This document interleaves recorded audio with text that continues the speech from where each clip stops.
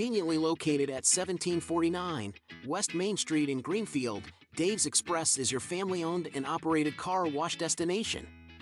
Choose from our wide range of wash packages. And while your car gets pampered, you can indulge your taste buds at Dave's Express Grill. Have a bite of the world-famous Super Tenderloin Sandwich. Dave's Express Care Car Wash, where exceptional service meets unbeatable value. Experience the difference today. In life and in high school sports, the most talented person doesn't always win. And the most successful people are not always the most gifted. I'm Owen Fouts from Yorktown High School. And I'm Lena Jones from Plymouth High School. More often than not, success requires being what other people are unwilling to be. Consistent, disciplined, persistent, without taking shortcuts. It's often the most dedicated, hardest working person or team that rises to the top. The ones who run extra drills, who stay late in the weight room, who put in time after practice. They say hard work beats talent when talent doesn't work hard, and those who rise to the challenge are met with the greatest rewards. I'm IHSAA Commissioner Paul Neidig. Support the hard work of our student athletes by buying a ticket to your school's athletic events. Thank you for being a champion of high school sports. This is consistency and commitment. This is discipline and dedication. This is your IHSAA.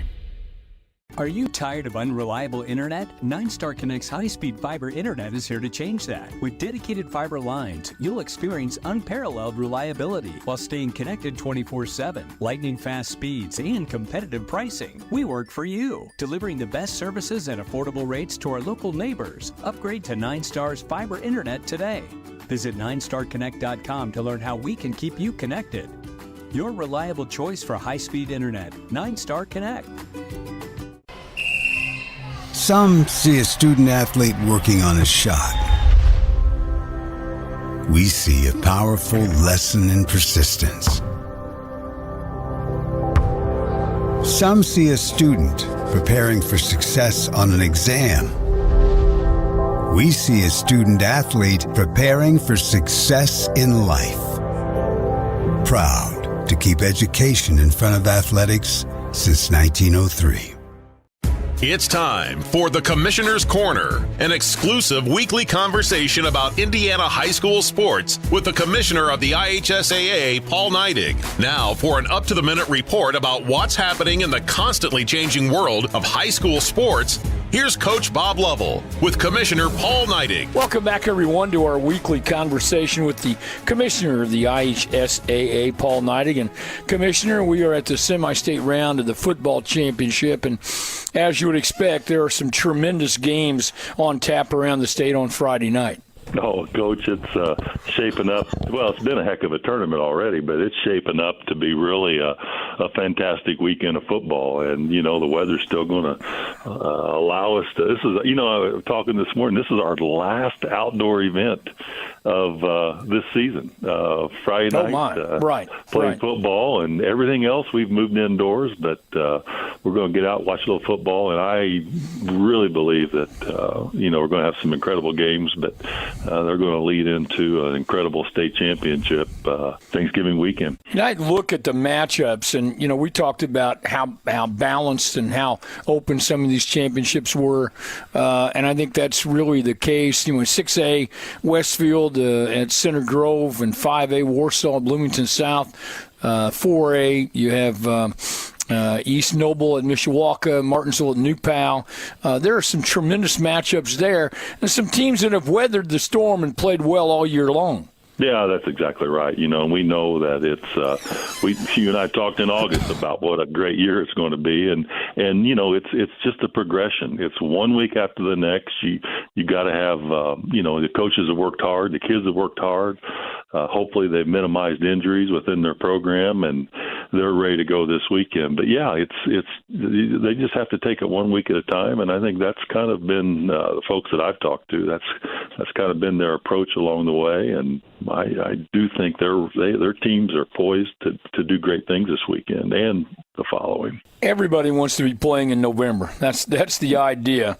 I can't forget our producer, Eddie, Garrison's beloved Decatur Central Hawks will be at Bloomington South. He'll get all over me if I don't mention that. They've had a great season. Crown Point at Westfield, Brownsburg at Centerville, all these in 6A. I'm not sure which one stands out more than any other because there are great storylines in each one of these runs right now. No, I think that's exactly right, Coach. And every story is special to that community, or the people who want to go out and watch high school football. And, there's a couple ways to do that. We obviously know you can go to the game, but we have the full slate of games available this weekend on IHSA TV, and folks can, if they can't get to the game, they can tune in and watch these games on our Champions Network also. Who else in the state has something like we do with the Champions Network? Are we the only ones? We are. We're one of the few states in the country that have their own network, and we've been able to do that. And the one thing about people forget is, every game we broadcast at the sectional and regional level has been free, and there's no cost until this weekend. And the cost is still that of a ticket. It's no more than what a ticket would be. And so we just think it's a great opportunity to be able to watch high school football. You mentioned, obviously, that this is the last event, outdoor event coming up. But we have girls basketball that's been going on, girls wrestling, boys wrestling getting started, boys basketball next week. Yeah, we talk a lot about football, but there's a whole lot going on in the IHSAA. There is, and it's just that time of year. I mean, we always have something going on, and we just have a transition of seasons now. We're moving indoors, and the ladies have been playing for several weeks and honing their skills and getting ready to come up on a break with Christmas so they can really focus in. But girls wrestling, boys and girls swimming, boys basketball games are getting ready to begin next week. There's just an opportunity to go to your local high school and watch a game and see what's going on, and it's really a great value still. It's the best seat in the house and the best thing to do during the upcoming holiday season. Don't forget to get out and support your local student athletes and all the things they do. Commissioner Neidig, it's always great to talk to you, and we appreciate your time, and be safe on the highways, and we'll talk to you next week. Thanks, Coach. Looking forward to our conversation. Thanks for listening to The Commissioner's Corner with IHSAA Commissioner Paul Neidig and Coach Bob Lovell. And thank you for your continued support of the high schools in your community. It's not easy being a high schooler these days. We juggle a lot each day between schoolwork, activities, jobs, and friends. On top of all that, we're multi-sport student athletes. I'm Danae Klein, and I play volleyball, basketball, and softball for South Putnam High School. And I'm Tyler Stanger, a wrestler and track and field student athlete at East Central High School. It's hard physically and mentally exhausting yourself in practice. It's hard coming back and doing it again the next day and the next and the next. It's hard competing at a high level week in and week out. But life is hard, and high school sports prepare us for it. With every practice, every game, every win, and every loss. I'm IHSAA Commissioner Paul Neidig. Be a champion of high school sports and the life lessons they teach by buying a ticket to your high school's athletic events. This is developing character, perseverance, and work ethic. This is preparing for life. This is your IHSAA. We all need to eat more vegetables, but we run into the same problems every time we go to eat them. Carrots and peas just have no flavor. Beans and Brussels sprouts have side effects that will send children running in fear. But there is one vegetable that everyone loves. It's corn. And when it comes to corn, there's only one name to trust: Paxton Farms. Paxton Farms sweet corn has been your go-to source of corn in Hancock County for years. So head on down and grab some. Thank you, Paxton Farms, and thank you to all of our sponsors as we get ready to get this JV basketball season underway. Let's do a quick audio test here. Scott. Check.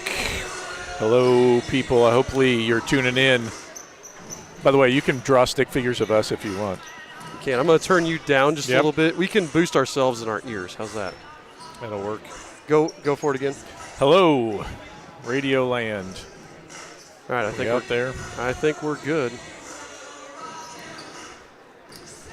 So we are trying something new tonight here. Hopefully you guys are tuned in and listening. Whether you are, hopefully you found our radio station. The new EH Sports Network radio. It's kind of a thing that we're moving towards. The IHSA has changed some of their rules in regards to tournament broadcasts. So we actually started this online radio station that you're at right now, tinyurl.com/EHSN radio, where many of you, as it appears right now, are listening. But we're hoping to grow it, and we're hoping every game that we do, we'll stream both, the video on YouTube and Facebook, and we'll also do the radio stream on the radio station. So if you're ever somewhere that, signal's an issue, I know a lot of times, like, if I'm out driving, I don't want to just play the YouTube video because it buffers and stops and messes up, and I can't watch anyway. So this will give you an option. It won't buffer near as much because it won't use as much data with the lack of video. So we are getting ready. We are actually 2 minutes and 10 seconds away from starting lineups of the JV game. And a little bit about this season, a lot of new faces here for the Royals as we look at this, and a lot of new faces for the Bulldogs as well. We'll get to them in just a sec. But, the Royals, you really had, only two guys really move up to full-time varsity in Caleb Rutherford and Zach Stevens. And so everybody else who's on JV is back, and that's going to bring a lot of experience. But this is the first time in Coach Bechtel or Coach Paxton's memory that we've not had a junior on JV. Wow. So not a junior on our roster. He said it's the first time that he can ever remember that we've not had a junior on our JV team. So, again, a lot of experience, but not a lot of old experience. For the Bulldogs, they have a absolutely tremendous freshman class that has just had crazy amounts of success in every sport they've played. And I think we're going to see a couple of them, at least two of them playing on the varsity tonight. But then I've got 6 freshmen on the JV. And just looking at them size-wise, they got good size for a JV team, watching them warm up here. So this should be a great matchup, as it always is here the day before Thanksgiving, opening night of the high school basketball season. And we are thanking you that you chose to spend it with us. Absolutely. We got a listener from, Florida there? You see that, Scott? Yep, somebody's related or is on vacation already. Hopefully it's nice weather. It's a little rainy here today. It's supposed to have some snow overnight. Enjoy your Florida. All right. Nobody from Brazil this time, though. Yet. Yeah, yet. EHSN big in Brazil. Well, when we see somebody from like the British Indian Ocean territories, we know they're using a VPN. So, so there was the horn. We're getting ready to do, as we said, starting lineups and get ready to get underway. And again, the other thing about this Centerville team, they have a full 12-man JV roster, and then only like 2 of them that are on the varsity roster, a full varsity roster as well, without a single senior on there. Now this is the biggest JV team I remember us having in quite a while. Yeah. And I'm not sure because I haven't seen any of our C-team games yet, how many of these guys are C-team guys that are going to split time between the two. But, yeah, this is a big JV team. So starters here for the Royals. Number 1, sophomore Luke Lewis. Number 2, sophomore Parker Robertson. Number 13, sophomore Brennan Youngblood, as we call him, Brennan Trueblood. Freshman number 55, Drew Morris. And then sophomore number 32, Gavin Jenkins. So 4 sophomores and a freshman starting here for the Royals. Drew Morris, the younger, not little brother of recent graduate Luke Morris, who was outstanding for the Royals for the last few years. Now you get a lot of families. Trueblood has an older brother. You've got Lewis has an older brother in here, so a lot of families. So the starters here for the Centerville Bulldogs. Number 3, Colton Kaiser. Number 14, Brady Johnson. Number 20, Gabe Boyle. Number 22, Kyle Dickinson. And number 42, Jonah Cornett. And again, I was reading these names. I was writing them down on my scoring sheet. a lot of these names I feel like I've said a lot over the last 6 or 7 years. You could tell a lot of families, the Dickinsons, Cornets, we'll see in the varsity, Kaiser, Hollandaner. A lot of these guys, I feel like I'm just saying the same names over and over and over. Yep. So we're getting ready to get underway here. And we've got Jonah Cornett is going to jump it up with Drew Morris. Jonah, the 6'4 sophomore. They've also got a 6'5 sophomore coming off the bench for him. Jonah tips it back, and it's going to be brought up here and kicked over to the side to Dickinson. Dickinson on the wing, drives to the free throw line, pulls up, kicks to the corner. Colton Kaiser's got it, hounded by Lewis. Back to Dickinson at the top of the key. He penetrates the defense, kicks to the corner to Cornett. They bring it back out up top. Kaiser with the ball just being harassed by Luke Lewis. Swings it over here to Cornett. Cornett with the ball on the right wing, going to dribble to the top of the key, being guarded by Drew Morris. Drew's giving him plenty of room, but Cornett not even thinking about shooting. He kicks it over. That ball is fumbled away and finally picked up by Cornett as he kicked it over to Dickinson. Cornett drives, puts up with the left hand, no good. Rebound comes off to Drew Morris. Yeah, and that was kind of an awkward shot there from Cornett. Like he switched to the left hand midair and wasn't in the air long enough to get it like he wanted. Robertson left open in the corner for three. Off the back of the rim, it's going to go out of bounds. Be Centerville ball. That's a good look. Was that a 2-1-2 defense there? That's what I was trying to figure out on the rotation, and I didn't catch the start. It was some sort of zone. I know they had a guy on the playing the high post. As they swing it over here, that's going to be Dickinson. Kicks it to Kaiser. Colton Kaiser, corner three. Got it. Kaiser, one of those guys listed on the varsity roster as well, so we'll be seeing him later on. Messing with this, you may have to talk for a sec, Scott. Absolutely. Robertson, Lewis, and it looks like a 1-3-1. Robertson, Lewis just playing catch up top to get to Morris in the high post. Ball's tipped away. Drew gets it back. Parker, Youngblood in the corner, baseline, out to Lewis. He'll think about it. No. Good defense from the Bulldogs. Royals just working it around the outside, perimeter to perimeter. Parker's going to take another deep three. Too strong. Rebound off to Kaiser. Kaiser up ahead to Johnson. Johnson back to Cornett. Cornett's going to dribble to the top of the key.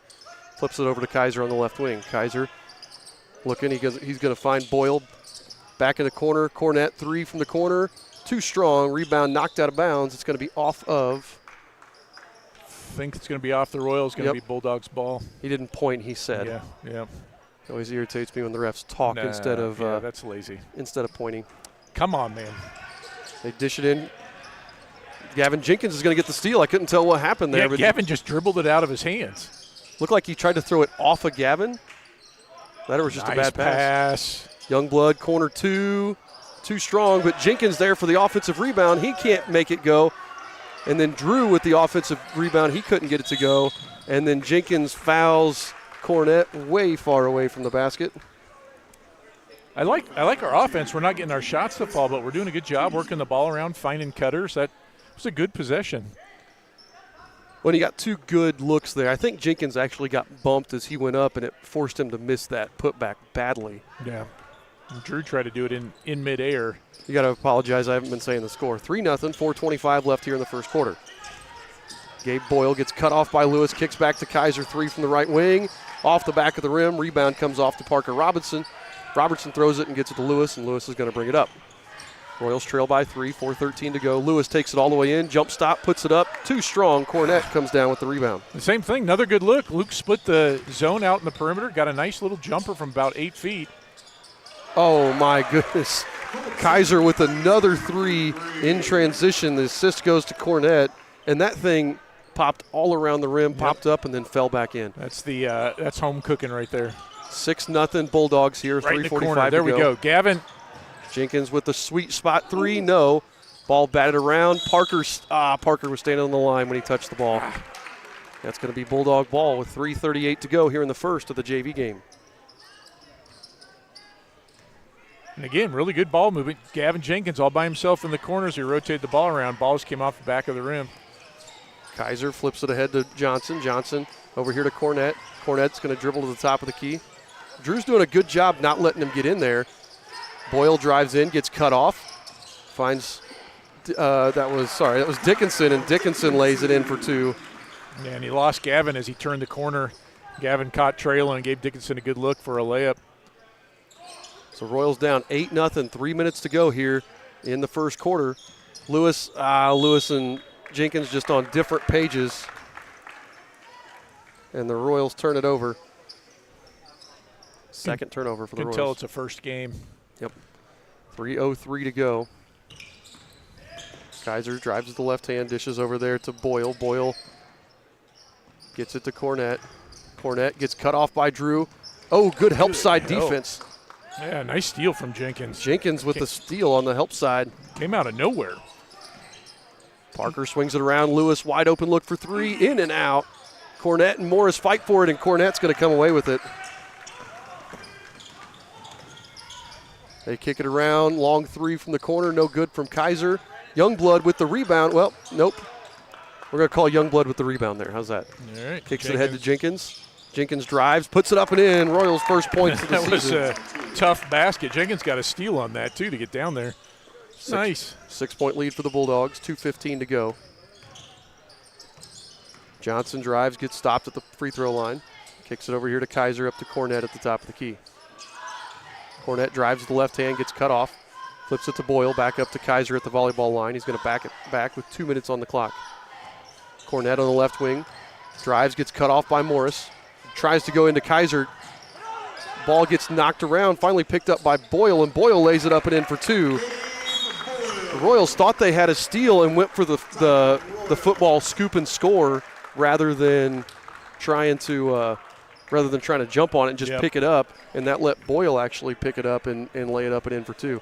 So a quick timeout. We're going to take a quick break right here and hear from our friends at 9 Star. Are you tired of unreliable internet? 9 Star Connect's high-speed fiber internet is here to change that. Lightning-fast speeds and competitive pricing, delivering the best services and affordable rates to our local neighbors. Your reliable choice for high-speed internet. 9 Star Connect. Thank you, 9 Star. Again, we want to thank everybody who's tuned in. It looks like we got about 30 people in all listening to the JV game here, so good turnout. And again, if you are listening right now on Facebook or YouTube, we encourage you to try our radio station channel now, our new online radio station, tinyurl.com/EHSN radio. Try that, check that out. You can find it on Facebook and Twitter, I believe. So Royal ball, 1:40 to go here. Robertson gets trapped in the corner, finds Morris. Morris just turned the wrong way, but then he kicks it over to Lewis, and Lewis buries the 3. Yeah, and Morris had a shot. He didn't know. Nobody on his back that time for the first time. But he get an assist. I was thinking, that's why I was like, he went the wrong way, but it worked out.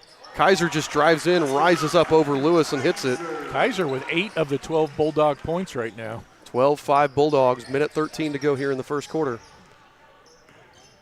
Neither team has subbed yet.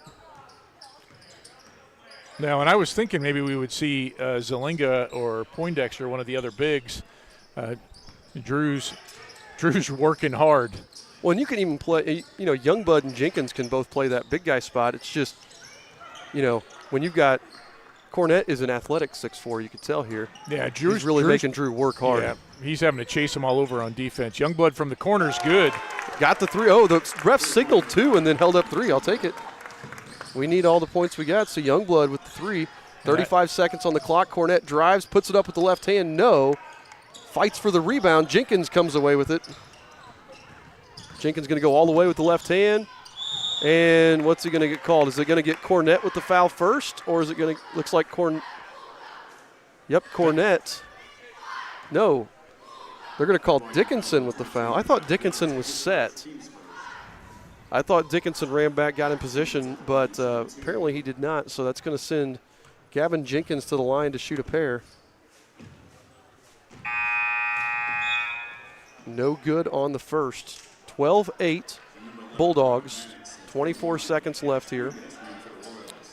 Noah Maddox and Cash Poindexter check in for the Royals. They will replace Youngblood and Youngblood and Robertson.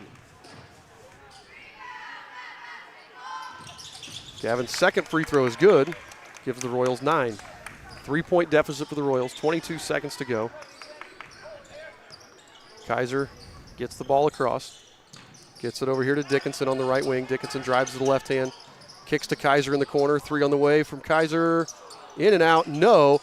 Oh. Ball is tipped around. Oh. Tough call there on Noah Maddox. Drew and Cornett tipped the rebound over to Kaiser. Or no, that was Evan Bain that got the rebound. And then Maddox fouls him.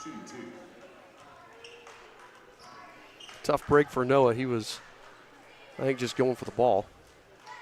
Yeah, they had position on him, and I think that's what Bain got inside, and we actually missed our opportunity on that rebound to stop that last possession. There was 7.3 seconds left. Bain hits them both. 14-9 Bulldogs. 7.3, as you said, on the clock. Lewis gets it across. 4 on the clock. 3 on the clock. Gets it. Jenkins 3 from the top of the key. Buries it.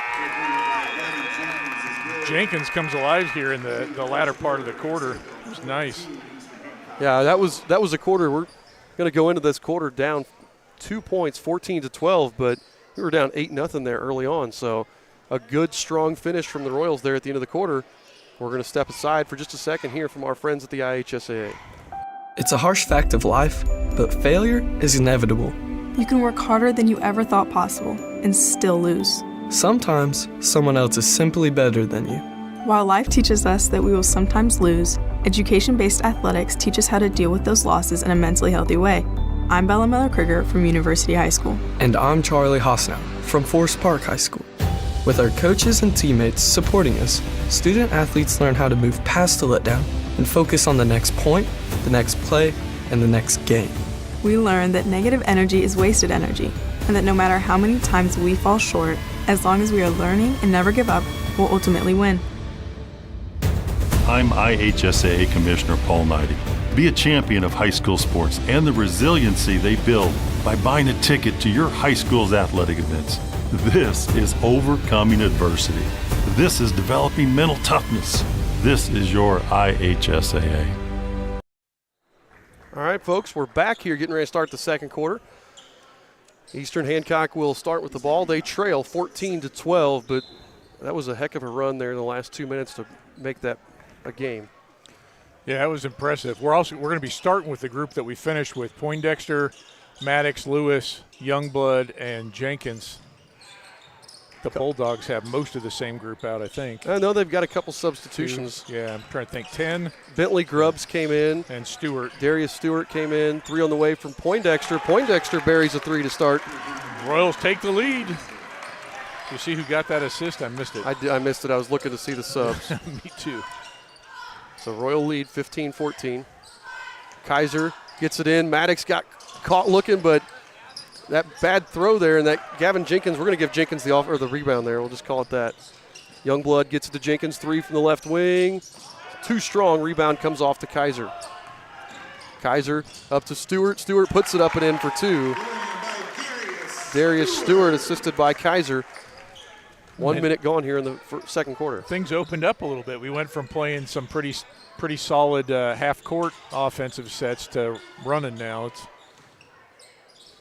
see what we can do here if it gets this 1-3-1. I haven't really had anybody running the baseline. Poindexter gets trapped in the corner. Sorry, I'm not talking. I'm used to video. Gets trapped in the corner and gets it knocked away out of his hands. It's going to stay here with the Royals. 5:43 to go. They trail by 1, 16-15. Zalinga checks into the game. He will replace Gavin Jenkins. Good work from Gavin. Poindexter finds Noah Maddox. Noah to Zalinga in the corner with it. Zalinga guarded by Stewart, flips it over. They swing it around to Poindexter. Poindexter throws it. Oh, gets deflected right into the hands of Zalinga. Zalinga, Johnny on the spot there. Poindexter threw it right to Bentley Grubbs, but Bentley Grubbs wasn't expecting it because he's not a Royal. Well, the Royals lead 17-16. Bain gets it inside, and Dickinson lays it up and in for 2 That more. was a really good cut. Poindexter got caught chasing him. That's a couple times in a row now. They've got it down to the block on that back screen, and we just haven't helped up enough. There's Lewis, 3 from the top of the key. Lewis buries the 3. Eastern back on top by 2, 20-18, and we are shooting lights out from deep right now. Had to settle into the game. And they're just setting screens. They're coming from the corners and setting the screens on the opposite block. They're doing a nice job. Just going block-to-block screens. Kaiser pump fakes in the corner, rises up from 12 feet, no good. Rebound comes off to Poindexter. Yeah, and it's really simple offense that they're running. We just got to be calling out and getting some help. Noah Maddox swings it over. They get it in the corner to Zlinga. Zlinga gets trapped but gets it down to Youngblood. He kicks it over to Poindexter. He thought about the three, decides not to, gets it up to Lewis up top. Lewis drives, 10-footer, no good. Rebound comes off to Dickinson. And he throws it up ahead to Kaiser, and his layup's no good. Lewis grabs a rebound, and he's pushing it the other way. I tell you what, the officials are not going to call fouls unless it is an obvious, you have to kind of foul. Yes, there needs to be a mark on your skin. They swing it around. Noah Maddox, three from the left wing. Oof. It's good. Assisted by Lewis. And the Royals now with 3 threes here. 3:45 to go. We're going to get a 30-second timeout from the Bulldogs. We're going to step aside real quick, and we'll be back after these words from 9-Star. Are you tired of unreliable internet? 9-Star Connect's high-speed fiber internet is here to change that. With dedicated fiber lines, you'll experience unparalleled reliability while staying connected 24/7, lightning-fast speeds, and competitive pricing. We work for you, delivering the best services at affordable rates to our local neighbors. Upgrade to 9-Star's fiber internet today. Visit 9starconnect.com to learn how we can keep you connected. Your reliable choice for high-speed internet. 9-Star Connect. So again, Eastern Hancock is on a tear this quarter. 3:45 to go here in the second. Eastern Hancock leads 23-18. Hit 3 threes already. And one of the things that I had forgotten watching Youngblood, he's an assist machine. Yeah. Like that was something he was really good at last year, and he's trying to do the same thing now. He's a really good and willing passer out of the post. Bulldogs bring Cornett back in. Cornett, he fights. Not only is he 6'4", but he fights for everything under the basket. He's got a million tips and deflections, even if he doesn't get the rebound. Step through from Cornett, and he lays it up and in. Yeah. Talking about him, he little gets his first basket.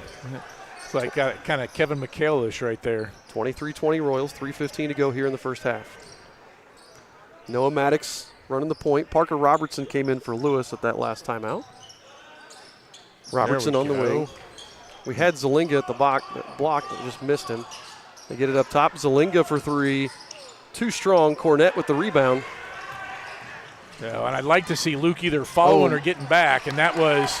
We didn't get back very well at all. No, he kind of got caught in no man's land. He didn't go chase his shot, and he didn't get the runner. Was that Boyle? That was Boyle, yes. Sorry, they threw it up court to Boyle. Boyle lays it in for 2. And it was just too easy. 23-22. Royals still lead by a point. 2.5 minutes to go here in the first half. Parker Robertson up top, gets it over to Maddox on the right wing. Maddox is going to drive with the left hand, gets cut off, finds Poindexter. Poindexter back to Maddox. Quick trigger on the 3, in and out. Rebound fought for, and Boyle's going to come away with it. Bulldogs pushing the pace. Nobody gets back. Nobody picks up Dickinson, and Dickinson with 2 more because what's happening is they're getting rebounds, and we're pestering them 84 feet away from the basket rather than getting back on defense. And it's not one guy, it's multiple. And that's what Coach Paxton just used a timeout to kind of tell them, guys, you're not going to poke it away from the kid 84 feet away. This is a good basketball team, and you just got to hustle back on D, because right now what Centerville's doing is just pushing the pace and catching us unprepared. Yeah, they're doing a really nice job in transition. The other thing is that we've been shooting well from 3, but we are not getting shots inside. No. We're having a really tough time, and we should be able to get somebody cutting on the baseline when it goes down the corner. Well, and you think that how much of that is lack of preparation, being week 1? We don't play a 1-3-1, so we haven't seen a 1-3-1, and now we get a full court pressure here from the Bulldogs. 2:10 to go. They lead by a point. Jenkins splits it, but it's stolen away by Dickinson. Gets it up ahead to Kaiser. Kaiser's layup, no good, but then I think Parker Robertson tipped it out of bounds, and it's going to stay here with the Bulldogs. He knew he wasn't going to be able to get both hands on it, so he just tried to tip it away from his opponent, and there was just no Royals in the neighborhood. 1:59 to go. Bulldogs lead by a point. I don't mind Gavin trying to break the press, but when you've got 3 guys come to you, you know you got a couple that are open. That's you just need to make that next pass. So Kaiser with the ball up here, gets it over to Cornett on the left wing. Cornett dribbles with the right hand, gets cut off. Nice job there. Oh, I thought we were going to get a travel on Cornett. Called Trueblood. Trueblood's going to get the reach foul. Nobody in foul trouble. Only 4 fouls called all game so far, so nobody in foul trouble. Minute 45 to go. Royals still trail by a point, 24-23 here in the JV game. They get it into Johnson on the left wing. Johnson dishes over here to Boyle. Boyle drives with the right hand. Nice cut off there by Parker Robertson. Kicks it over here to Johnson. Back to Boyle on the right wing. 1:32 to go. Kaiser's going to reset. He's at the circle with the ball. Flips it over here to Johnson. Johnson, top of the key with Parker Robertson on him. Gets it over to Boyle, looking for that screen to get it to Cornett. Nothing doing. Oh, Jenkins nearly got the foul going for the steal, but yeah, varsity game, I think that is a foul. I think you're right. Bulldogs doing a real good job of being patient, but then a steal from Youngblood. Jump ball is going to stay here with the Bulldogs, but now Gavin reached out, got his hand on that, and Brennan fell on it quick. Called it a jump because one of the Bulldogs was able to get touch it a little bit, but I thought Brennan had that pretty well covered. That would have been a recovery on a football game. Yes, it would have. Colton Morris checks in. A little 4 across out of bounds play here from the Bulldogs. They get screens going both ways. Nobody open. Flips it up to Kaiser. 1:07 to go here in the first half. Bulldogs lead by a point. Cornett walked with it. Kind of shuffled his feet to get ready, and that's one of those you do like unconsciously or subconsciously without even, you don't think about it, and just kind of swipe your feet. Good defense, force him to have to make a move. There's that trap again. Lewis to Jenkins. Jenkins up to Robertson. There we go. They got Youngblood now, breaks it, but then loses the handle on it. Cornett with the steal. Gets it up ahead to Johnson. Johnson backs it back out wisely because there's nothing there. They're going to swing it around. 44 seconds on the clock. Looks like they're going to back it out here and try to kill some time here. 37 on the clock now. Want to kill a minute and go for one? That's a Coach Spalding thing. It's a Coach Spalding thing. 28 seconds on the clock here. Dickinson drives, step back 3, way off the mark. Yeah, that's not the shot you wanted. No, Youngblood with the rebound. Parker Robertson with 18, gets it over here to Jenkins. Jenkins thought about the 3. Now Coach Paxton's yelling for 1. 12 seconds on the clock. Lewis finds Morris. Drew Morris is going to take it to the basket. Floater, no good. Cornett with the rebound. 4 on the clock, 3 on the clock, 2 on the clock. Cornett's going to take it all the way up and in. Oh. And they're going to give him the basket. And Coach Paxton wanted a carry right here at half court, and I think he had a good case for it. But Jonah Cornett with the rebound, and nobody stopped him. He went coast to coast in 5 seconds and lays it up and in for 2. Yep, and I didn't think Drew might have been a little quick on his shot. It wasn't a bad shot. He just didn't get the right angle off the board on his drive there, but I like the idea. Well, that was Drew's first time really going at the basket. Yep. And part of that's because of the zone, but we haven't seen Drew attack the basket. He caught it at about 18 feet, drove down the right side. I thought he had a good look, but, again, first attempt of the year, he just shot it up there way too hard off the glass. Absolutely. So at the halftime break, Eastern Hancock trails 26-23. It's going to be a 10-minute halftime here, folks. We're going to step aside and hear from all of our sponsors at Paxton Farms, the IHSAA, and Dave's Express Care Car Wash and Grill. So we'll step aside, stay with us, and thank you for tuning in here today. Looking to give your car that sparkling clean shine it deserves? Look no further than Dave's Express Care Car Wash. Conveniently located at 1749 West Main Street in Greenfield, Dave's Express is your family-owned and operated car wash destination. Choose from our wide range of wash packages. And while your car gets pampered, you can indulge your taste buds at Dave's Express Grill. Have a bite of the world-famous Super Tenderloin Sandwich. Dave's Express Care Car Wash, where exceptional service meets unbeatable value. Experience the difference today. In life and in high school sports, the most talented person doesn't always win. and the most successful people are not always the most gifted. I'm Owen Fouts from Yorktown High School. And I'm Lena Jones from Plymouth High School. More often than not, success requires being what other people are unwilling to be. Consistent, disciplined, persistent, without taking shortcuts. It's often the most dedicated, hardest working person or team that rises to the top. The ones who run extra drills, who stay late in the weight room, who put in time after practice. They say hard work beats talent when talent doesn't work hard, and those who rise to the challenge are met with the greatest rewards. I'm IHSAA Commissioner Paul Neidig. Support the hard work of our student athletes by buying a ticket to your school's athletic events. Thank you for being a champion of high school sports. This is consistency and commitment. This is discipline and dedication. This is your IHSAA. Are you tired of unreliable internet? 9-Star Connect's high-speed fiber internet is here to change that. With dedicated fiber lines, you'll experience unparalleled reliability while staying connected 24/7, lightning-fast speeds, and competitive pricing. We work for you, delivering the best services at affordable rates to our local neighbors. Upgrade to 9-Star's fiber internet today. Visit 9starconnect.com to learn how we can keep you connected. Your reliable choice for high-speed internet, 9-Star Connect. Some see a student athlete working on a shot. We see a powerful lesson in persistence. Some see a student preparing for success on an exam. We see a student athlete preparing for success in life. Proud to keep education in front of athletics since 1903.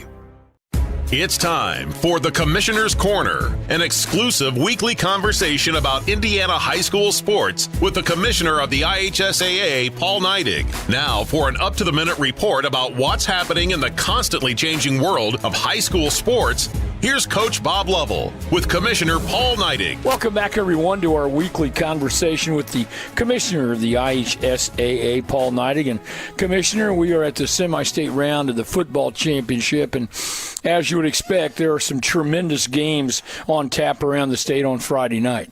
Oh, Coach, it's shaping up. Well, it's been a heck of a tournament already, but it's shaping up to be really a fantastic weekend of football. And, you know, the weather's still going to allow us to – this is, you know, I was talking this morning, this is our last outdoor event of this season. Friday night, playing football, and everything else we've moved indoors, but we're going to get out and watch a little football, and I really believe that, you know, we're going to have some incredible games, but they're going to lead into an incredible state championship Thanksgiving weekend. And I look at the matchups, and, you know, we talked about how balanced and how open some of these championships were, and I think that's really the case. You know, 6A, Westfield at Center Grove, and 5A, Warsaw, Bloomington South. 4A, you have East Noble at Mishawaka, Martinsville at New Pal. There are some tremendous matchups there, and some teams that have weathered the storm and played well all year long. Yeah, that's exactly right. You know, and we know that it's you and I talked in August about what a great year it's going to be, and you know, it's just a progression. It's one week after the next. You got to have you know, the coaches have worked hard, the kids have worked hard.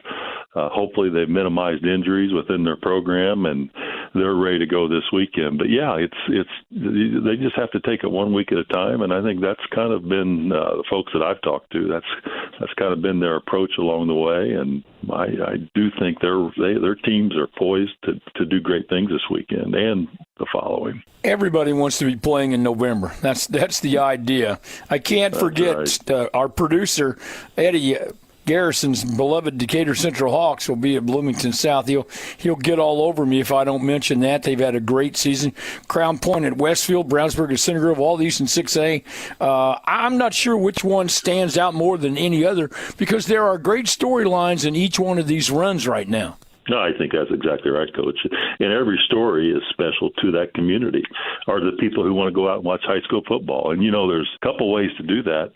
We obviously know you can go to the game, but we have the full slate of games available this weekend on IHSA TV, and folks can, if they can't get to the game, they can tune in and watch these games on our Champions Network also. Who else in the state has something like we do with the Champions Network? Are we the only ones? We are. We're one of the few states in the country that have their own network, and we've been able to do that. And the one thing about people forget is, every game we broadcast at the sectional and regional level has been free, and there's no cost until this weekend. And the cost is still that of a ticket. It's no more than what a ticket would be. And so we just think it's a great opportunity to be able to watch high school football. You mentioned, obviously, that this is the last event, outdoor event coming up.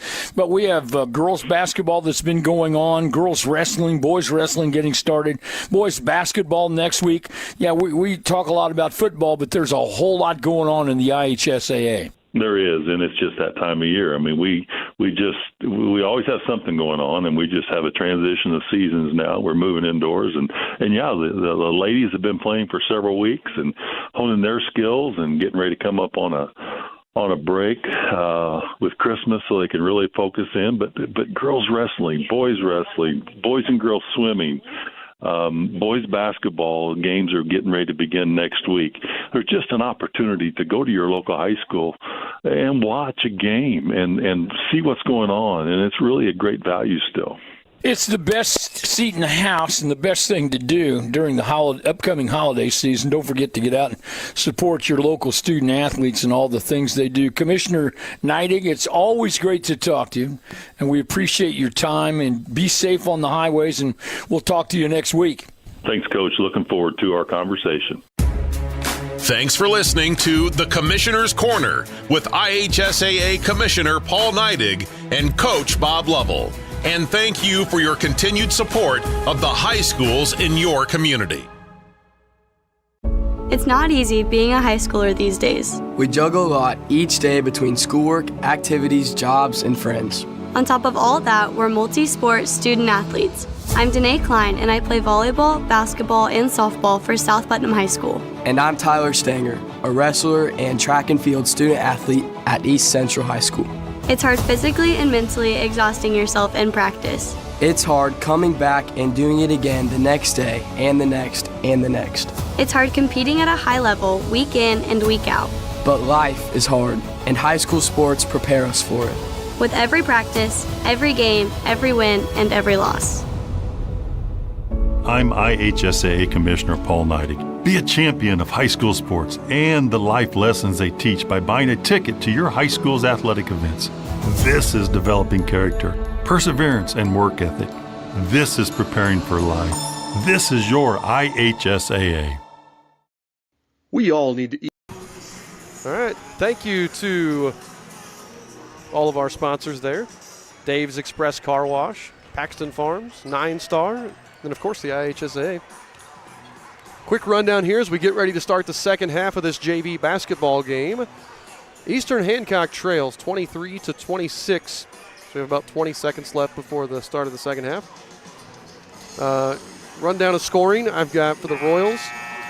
Gavin Jenkins with 6, all in the first quarter. Luke Lewis with 6. And then Noah Maddox, 3. Brennan Trueblood, 3. Cash Poindexter, 3. Luke Zelinga, 2. Leading all scorers is Colton Kaiser with 8. And he had those 8 really early in the first quarter and then hasn't scored since. Yep. Darius Stewart with 2. Gabe Boyle with 4. Kyle Dickinson with 6. Evan Bain with 2. And Jonah Cornett with 4.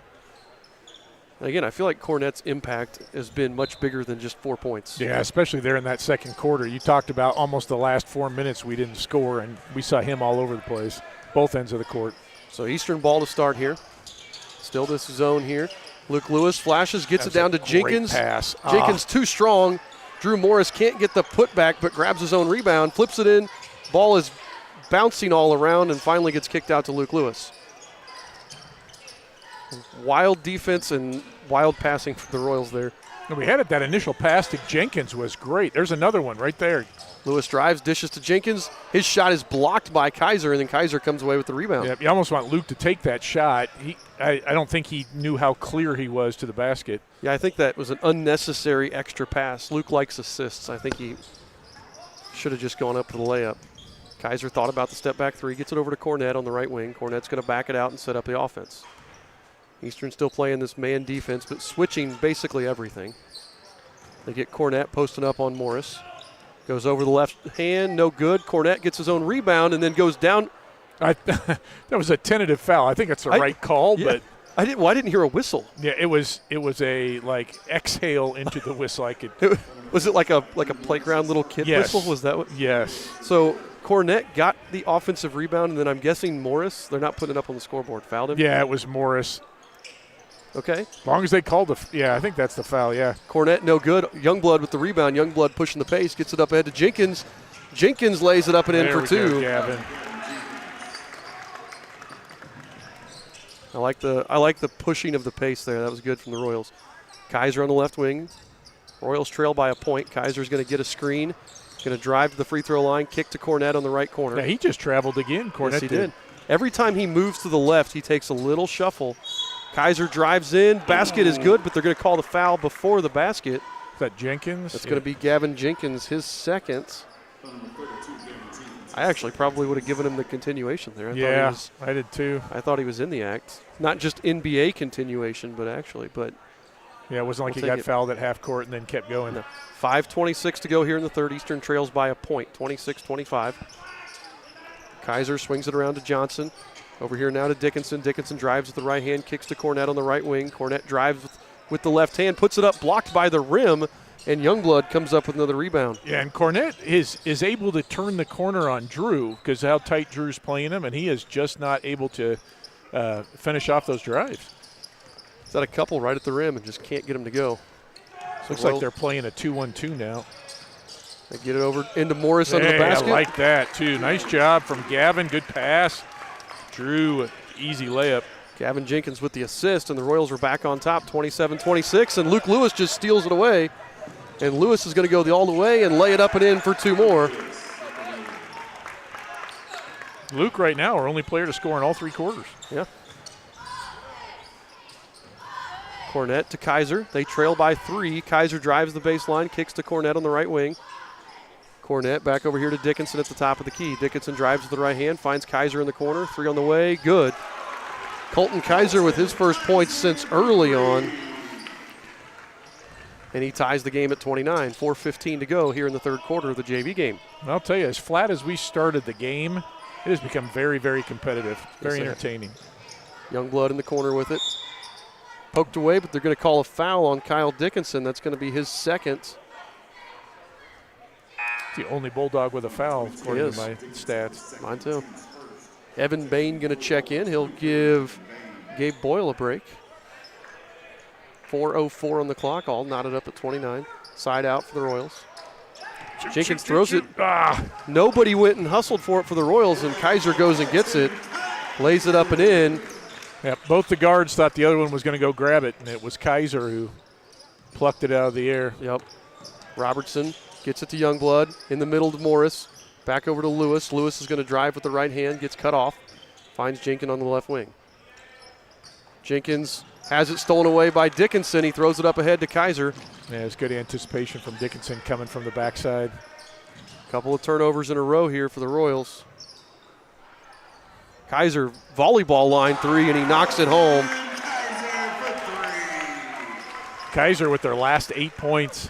So I'm going to go out on a limb and say he's a pretty streaky shooter here because he had 8 right off the bat to start the game, nothing in the second quarter, nothing in the end of the first quarter, and now he's got 8 right here. 24-29 with 3:12 left here in the third quarter. That one, Kaiser again nearly steals it away, but Jenkins saves it right in front of the cheerleaders. We got rattled a little bit. We really need just a good set here, and that might be the shot. Nope. Lewis airballs it, but Gavin Jenkins with the rebound puts it up. No. Cornett with the rebound. Cornett pushing the pace. Throws it over there, and then that was Brady Johnson, couldn't handle it. And I think Johnson took his eye off the ball because he was standing right at the three-point line like he was going to catch and shoot. Yep. 34-29, 2:48 to go. Again, we want to thank everybody who's tuning in here, watching the JV game or listening to the JV game. We appreciate all of you guys. Colton Morris comes into the game for the Bulldogs. So Eastern Hancock basketball. Lewis is going to walk it across. We trail by 5. Gets it over here to Noah Maddox, who just checked in. Find a Poindexter. Into Morris. Back out to Maddox. 3 on the way. No good. Rebound tipped around, and Kaiser comes up with it. Kaiser's 4th rebound of the game. Pushes the pace. Gets the mismatch on Morris, and then drains the 3. Yeah, and I thought Morris got a piece of that. Ball started spinning funny right after it came out of Kaiser's hands, but obviously not enough to knock it off course. Kaiser with his 5th 3. Lead is up to 8 for the Bulldogs. Poindexter trapped in the corner with it. Tries to get it away. Does.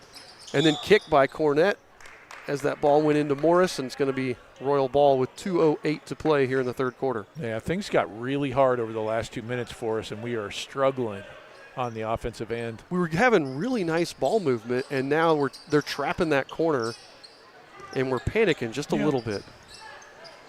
Royals get it in. Poindexter in the corner. Gets it down to Morris. Drew dishes deflected there as he tried to get it to Lewis. And we get Bain as the first one to the floor. He gets tied up with Lewis, and the possession arrow is going to go to the Bulldogs. Yep, and I think that was the right pass from Drew out of the block. It got to be quicker. Again, the Bulldogs with really active hands. Yep.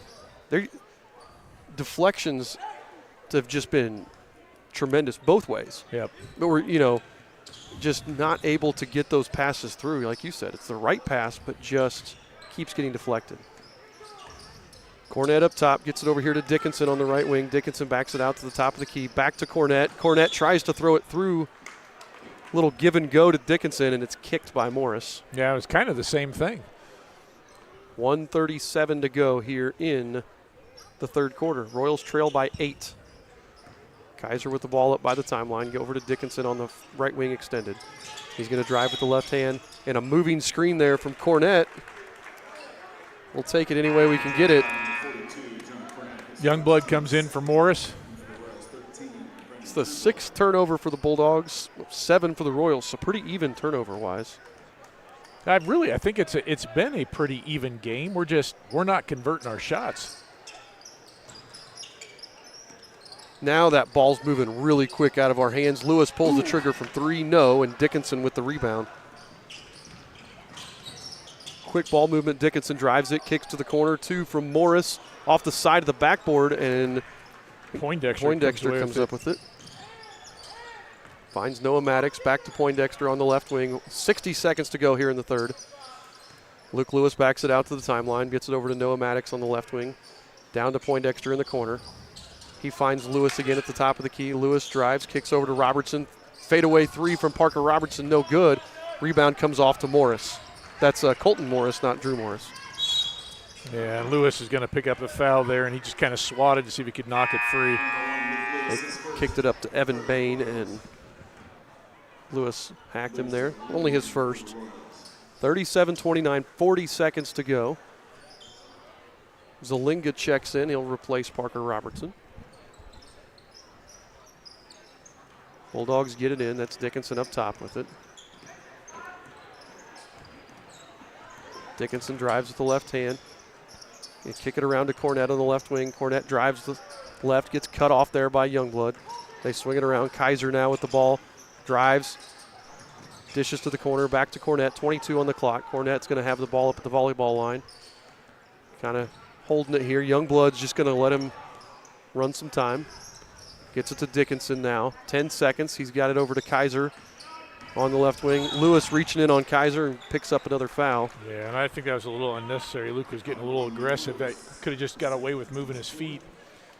Well, maybe it's not a bad time to give it up. You only had 3 team fouls. You just don't want to pick up a stupid one here. 7 seconds on the clock. Kaiser to Dickinson, 4-3. Dickinson's going to drive. Deep 3 from half court. That one looked good from where we were sitting, but airballs it. And that'll do it for the end of the 3rd quarter. The score, the Centerville Bulldogs 37, Eastern Hancock Royals 29. You're listening to the Eastern Hancock Sports Network. So high-speed connectivity through the internet is one of those things that's like having air to breathe. Today, healthcare has become virtual. People will be able to access their healthcare provider via the internet. We do a lot of virtual monitoring. So we will have patients that have remote monitoring gear that are placed in their home and on themselves, and that has to be uploaded through the internet. Virtual connections. We can't do that without a partner like 9 Star Connect. 9 Star is a different kind of company, and the difference is you.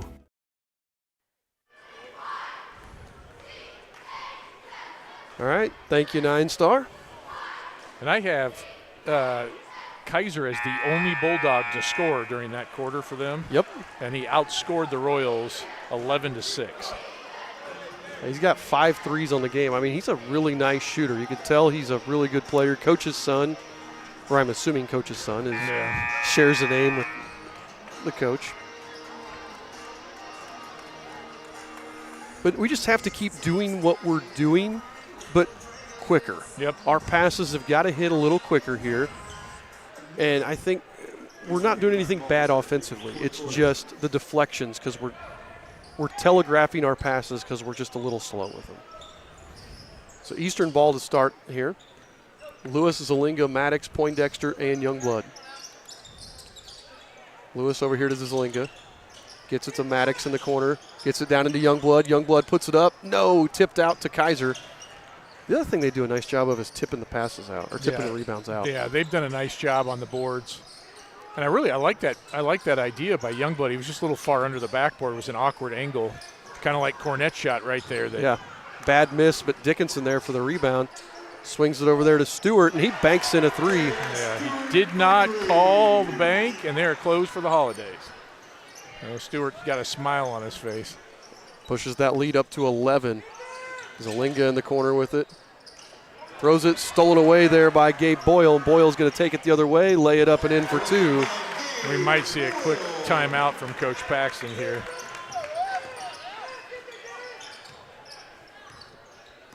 Lewis over to Maddox, 42-29, a minute gone here in the fourth quarter.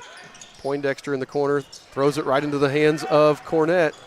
Cornett up ahead to Kaiser. Kaiser lays it up, but Maddox is going to get called for the foul. So if this were a football game, I would say right now we are not seeing that safety or the linebacker dropping under coverage, because right now we've got cutters. We're trying to make the passes, and we are completely ignoring some of the Bulldogs.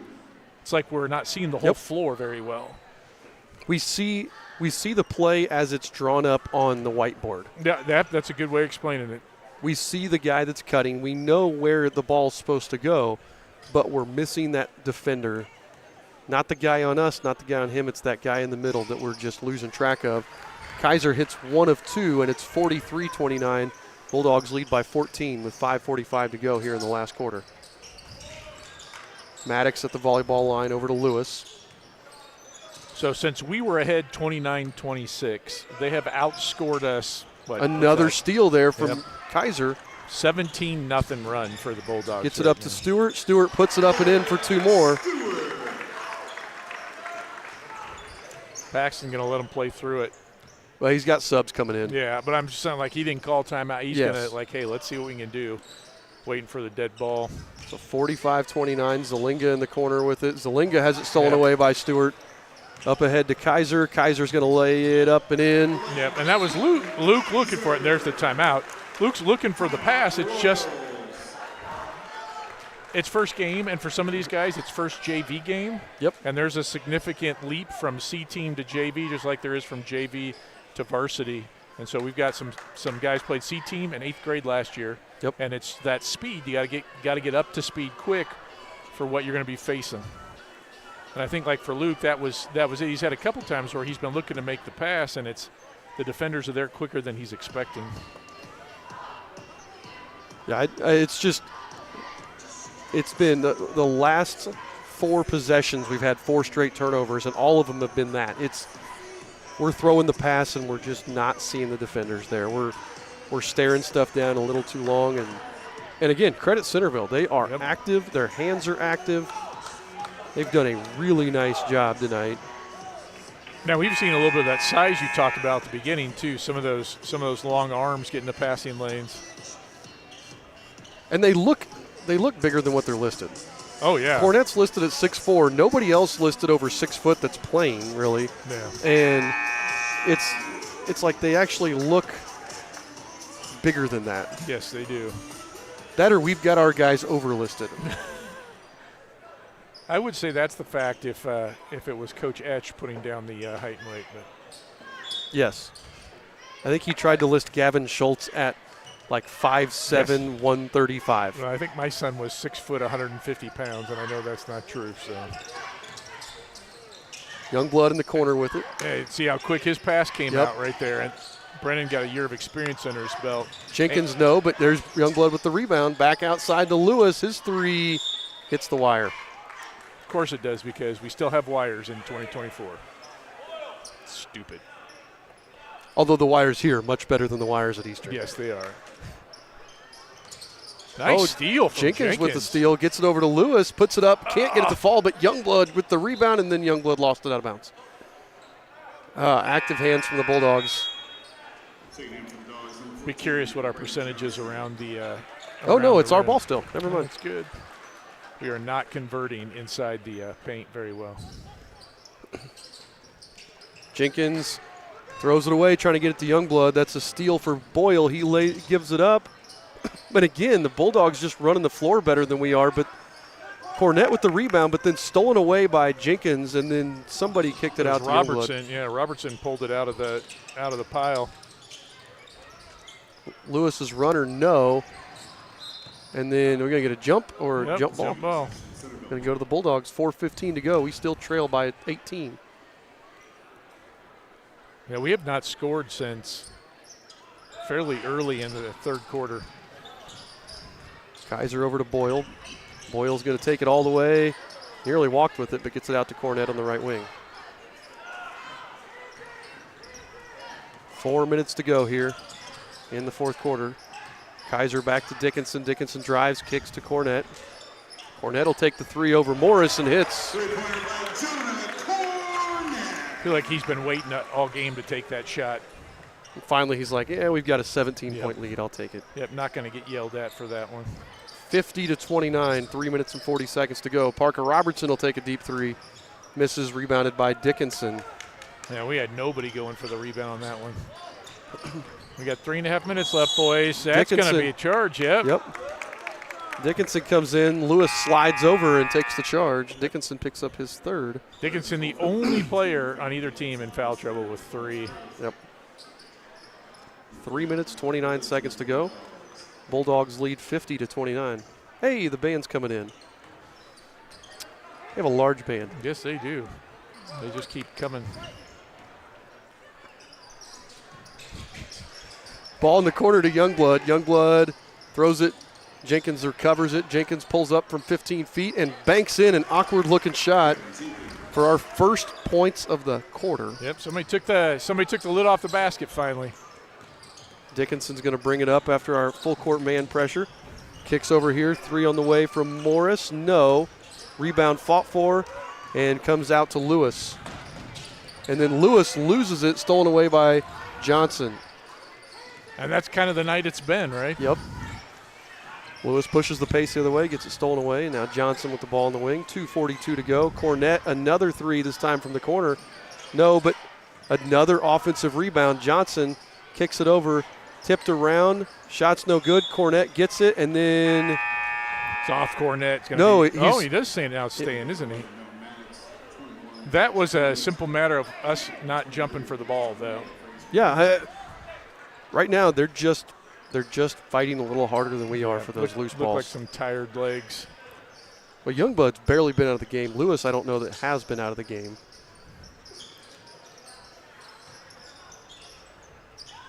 As Poindexter, Maddox, and Zelinga come back in. 2:23 to go. Dickinson finds Cornette on the left wing. Looking to get it into Morris. Nothing there. Kicks it back out to Grubbs. Swings it over here to Johnson on the left wing. Johnson lost the handle, but Poindexter let it go. Poindexter, instead of letting it go and getting over and back, dives to try to save it. I think maybe he thought he touched it. Yeah, it could be. And ended up knocking it out of bounds, so it'll stay with the Bulldogs. 2:07 to go here Eastern trails by 19. Dickinson beats Jenkins, but the ball gets knocked out, but right into the hands of Cornett. Dickinson over to Kaiser on the left wing. Jenkins runs out at Kaiser and steals it away from him. Gavin Jenkins is going to have a fast break layup, lays it up and in for 2 more.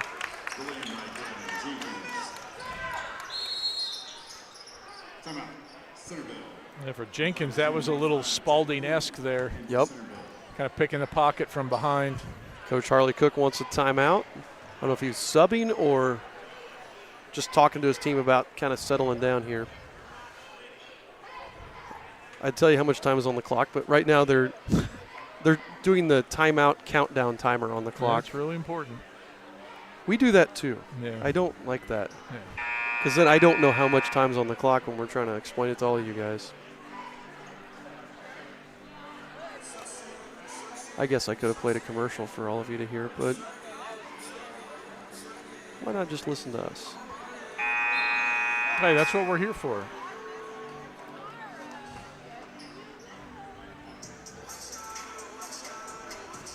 Still checking out where everybody's listening from. It looks like Greenfield, Columbus, still Florida. Looks like the Orlando area, maybe. Somebody's waiting in line for rides at Disney, and yeah. So Bulldogs looking to get it in. Finally due to Dickinson. Yep, and they're going to call him. He didn't reestablish before he caught it. So he stepped out and then, as you said, didn't reestablish position before he caught that ball. So Eastern Hancock ball, minute 39 to go. That's where we're at time-wise. Here in the JV game. Varsity game will follow. Jenkins throws it into Cornett instead of Arroyo because Cornett just ripped it away, and Cornett goes coast to coast and lays it up and in. And that's twice Gavin has thrown those bounce passes in. It's a little bit harder for the guys to handle, and that gets stolen. Maddox finds Jenkins, 15-foot turnaround, too strong. Rebound comes off to Jack Duke, who's seeing his first action. Could be a lot of good tape for Coach Paxton to watch with the guys here after this. We did some really good things, had some really good moments, had a 3-point lead a couple minutes into the third quarter. Struggled offensively since. And it's just, so much of it I feel like has been, as nice job by Jenkins, knocks it out of Dickinson's hands out of bounds. It'll be Royal ball with 50 seconds left. So much of it is just, we're right there. We just need to settle down, and we've got to fight a little bit harder in some of those situations. Yep. Some of those loose balls, those 50-50 balls, you got to be the first one on the floor. Maddox swings it around. Poindexter, corner 3. No good. Cornett with another rebound. Got Cornett with 8, but I know I'm shorting him a couple there. Coach Cook's going to use a timeout to sub, I think. Yeah, he's putting his last couple guys in here at 29 seconds left. Pulling the two that are going to dress with the varsity there so they can go line up. And again, we want to thank everybody who's tuned in tonight for this, whether you're listening on YouTube or Facebook, or again, we're trying the new online radio station. So if you can check out, if you look on Facebook or Twitter, we kind of sent out the link, but the link is just tinyurl.com/EHSN radio. And I'm actually going to put it at the bottom of the screen here if you're watching on YouTube.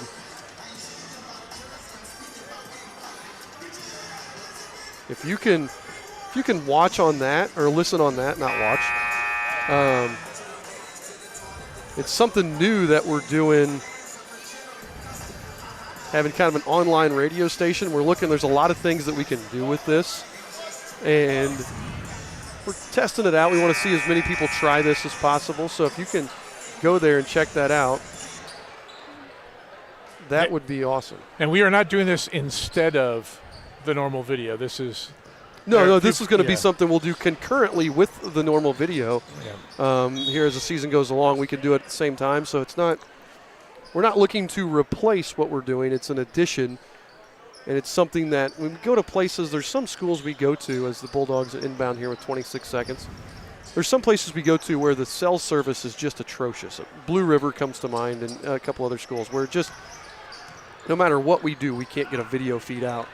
Jenkins still fighting, another steal, another layup. Good job by Gavin Jenkins there. Yeah, I got Jenkins with 5 steals. Yeah. And but this would allow us to do some things at places where we can't get that normal video feed out. So again, if you want to check that out, that'd be tremendous. As the Bulldogs run out the clock there, those last couple seconds, and the final score here from Centerville, the JV game. Eastern Hancock 35, Centerville 52. So again, Eastern played really good for 3 quarters, and then just that fourth quarter, we just couldn't get anything going. You know, even the end of the third, we struggled to get some stuff going there. Let's step away real quick for one commercial, and then we'll be right back with stats, and then we'll have the varsity game following that. Looking to give your car that sparkling clean shine it deserves? Look no further than Dave's Express Care Car Wash. Conveniently located at 1749 West Main Street in Greenfield, Dave's Express is your family-owned and operated car wash destination. Choose from our wide range of wash packages. And while your car gets pampered, you can indulge your taste buds at Dave's Express Grill. Have a bite of the world-famous Super Tenderloin Sandwich. Dave's Express Care Car Wash, where exceptional service meets unbeatable value. Experience the difference today. Okay, you got stats for us, Scott? Almost. Yep. So for the Royals, Royals were led by Gavin Jenkins, 14 points. Luke Lewis had 8. And then several guys with 3. That would be Maddox, Trueblood, and Poindexter. And then Drew Morris had a bucket, and so did Luke Zelinga. Jenkins stuffed the stats tonight, 5 steals, 4 rebounds, and an assist. I maybe shortened him an assist sometime earlier in the game. 4 rebounds for Drew Morris, 4 for Trueblood, 2 for Lewis, 2 for Poindexter. Lewis with a steal, Robertson with a steal, and a handful of guys with a single assist as well. I've not totaled up. You can see my Kaiser led the way for the Bulldogs with 22 points. Cornett had 9. Looks like Stewart with 7, Boyle with 6, Dickinson with 6, and Bain with 2, if my math is correct. I believe you're right. So again, Eastern's going to start out the JV season here 0-1. If we had to pick a Paxton Farms JV player of the game, I think undoubtedly Gavin Jenkins. Yeah, Not only absolutely. stuff in the stat sheet, but the way he played tonight was his effort never let up. He was constantly trying to make plays. He was constantly diving on the floor for things. He just tremendous effort game from Gavin Jenkins. So. Yeah, even getting a couple steals there right in the last minute of the game. So, yeah, nice job for Gavin. So we're going to step aside here. The varsity teams are warming up, and we are going to be back in about 15 minutes with the pregame for that, and we'll see you guys then. Looking to give your car that sparkling clean shine it deserves? Look no further than Dave's Express Care Car Wash. Conveniently located at 1749 West Main Street in Greenfield, Dave's Express is your family-owned and operated car wash destination. Choose from our wide range of wash packages. And while your car gets pampered, you can indulge your taste buds at Dave's Express Grill. Have a bite of the world-famous Super Tenderloin Sandwich. Dave's Express Care Car Wash, where exceptional service meets unbeatable value. Experience the difference today. In life and in high school sports, the most talented person doesn't always win. And the most successful people are not always the most gifted. I'm Owen Fouts from Yorktown High School. And I'm Lena Jones from Plymouth High School. More often than not, success requires being what other people are unwilling to be. Consistent, disciplined, persistent, without taking shortcuts. It's often the most dedicated, hardest working person or team that rises to the top. The ones who run extra drills, who stay late in the weight room, who put in time after practice. They say hard work beats talent when talent doesn't work hard. and those who rise to the challenge are met with the greatest rewards. I'm IHSAA Commissioner Paul Neidig. Support the hard work of our student athletes by buying a ticket to your school's athletic events. Thank you for being a champion of high school sports. This is consistency and commitment. This is discipline and dedication. This is your IHSAA. Are you tired of unreliable internet? 9-Star Connect's high-speed fiber internet is here to change that. With dedicated fiber lines, you'll experience unparalleled reliability while staying connected 24/7, lightning-fast speeds, and competitive pricing. We work for you, delivering the best services at affordable rates to our local neighbors. Upgrade to 9-Star's fiber internet today. Visit 9starconnect.com to learn how we can keep you connected. Your reliable choice for high-speed internet, 9-Star Connect.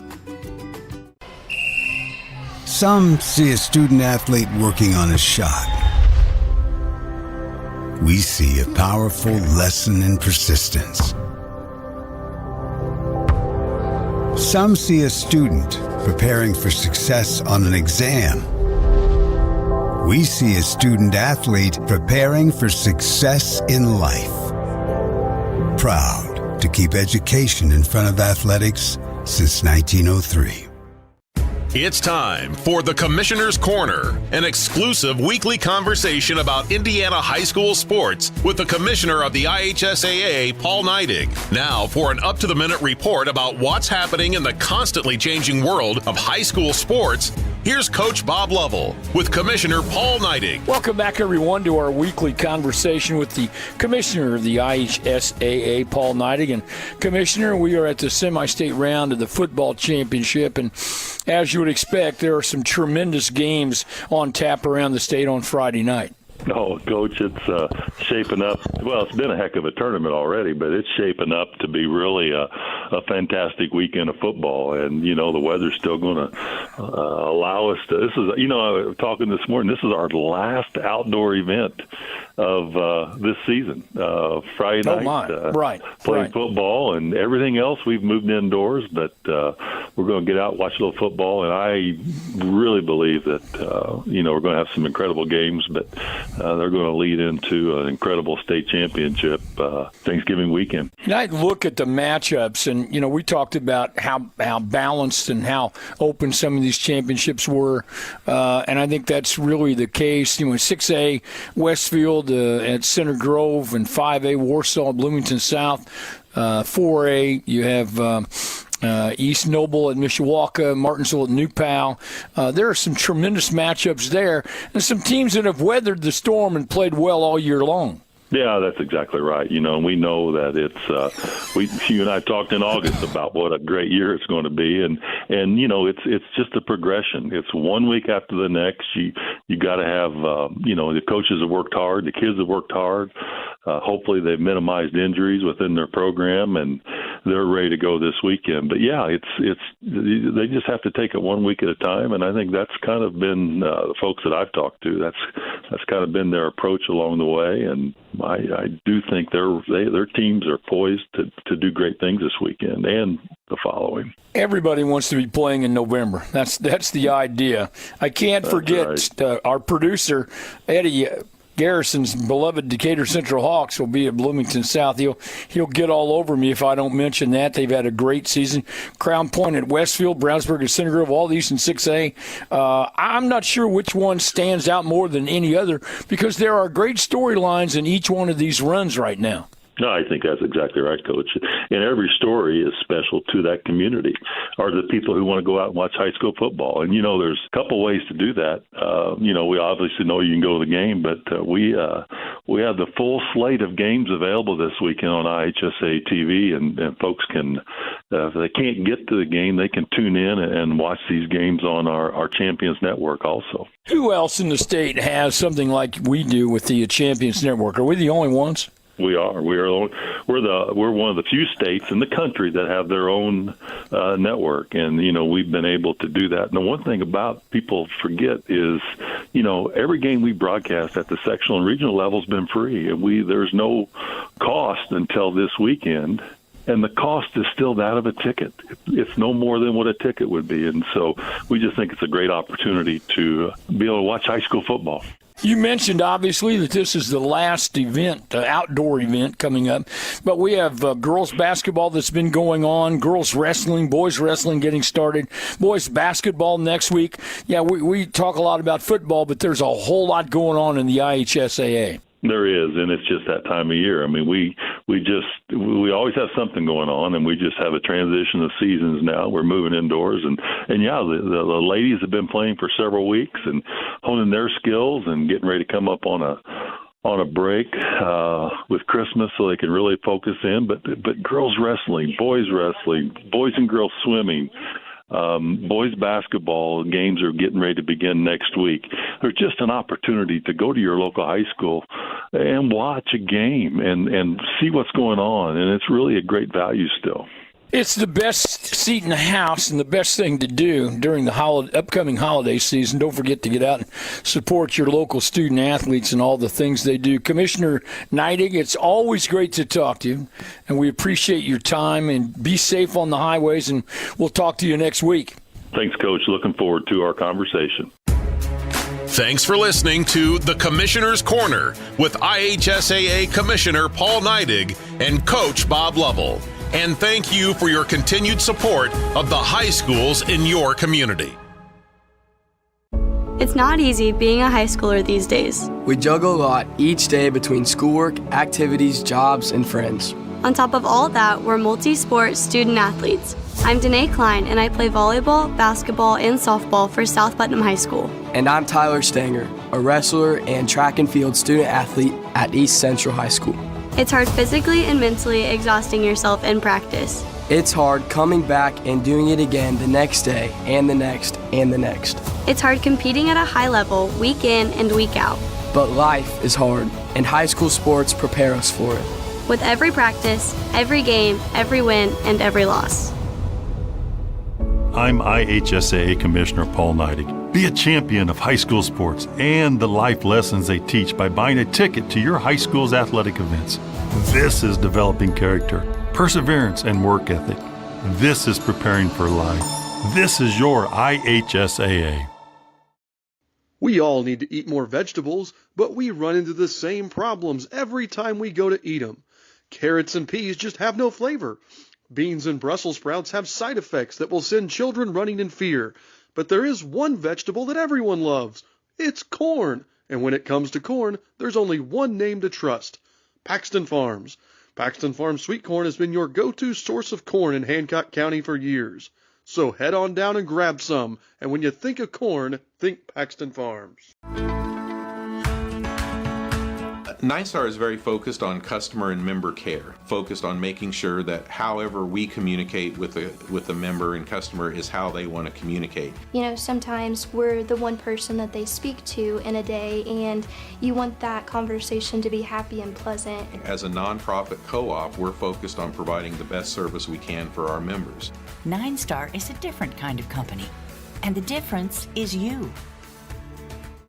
In sports, only one team walks away with the W. Only one team gets the trophy. And only one player is named MVP. But that doesn't mean everyone else who competed leaves empty-handed. I'm Allie Ward from Boonville High School. And I'm Caleb Ferguson from Columbus North High School. In education-based athletics, no matter who comes out on top, every student athlete walks away having grown as a person. Every team walks away learning invaluable life lessons. From responsibility to collaboration to integrity. We're thankful to have coaches and mentors who always prioritize learning and growing over winning at all costs. They're helping us build a mentality of development that will benefit us for the rest of our lives. I'm IHSAA Commissioner Paul Neidig. Be a champion of high school sports and the growth mindset they develop by buying a ticket to your high school's athletic events. This is keeping education in front of athletics. This is the second classroom. This is your IHSAA.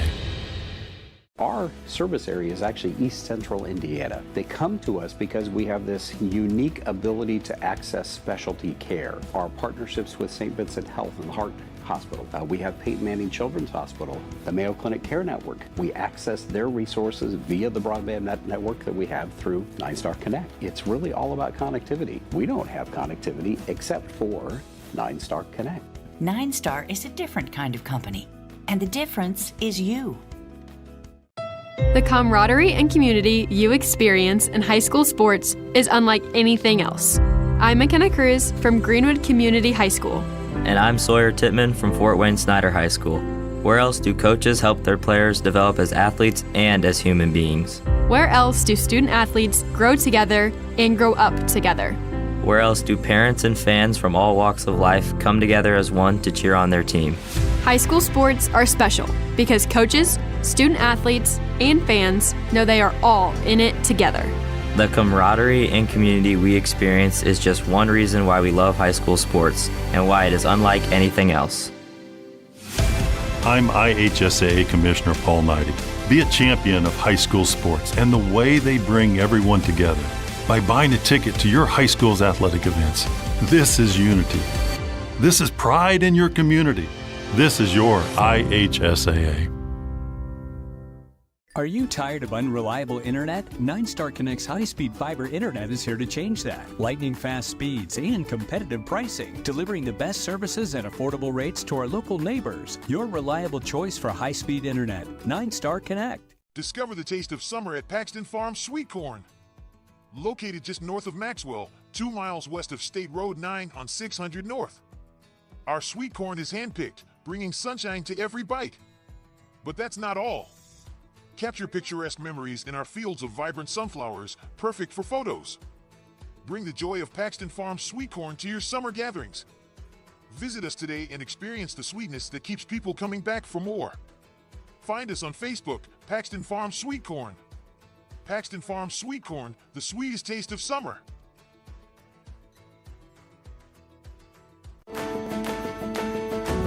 One thing I love about 9 Star is seeing how much this cooperative gives back to our community. They are always sponsoring and supporting our youth organizations. This is a huge part of our community and makes it a great place where we live. I encourage everybody to realize what an asset this 9 Star cooperative is. They give back and they have so much to offer. 9 Star is a different kind of company, and the difference is you. It's a harsh fact of life, but failure is inevitable.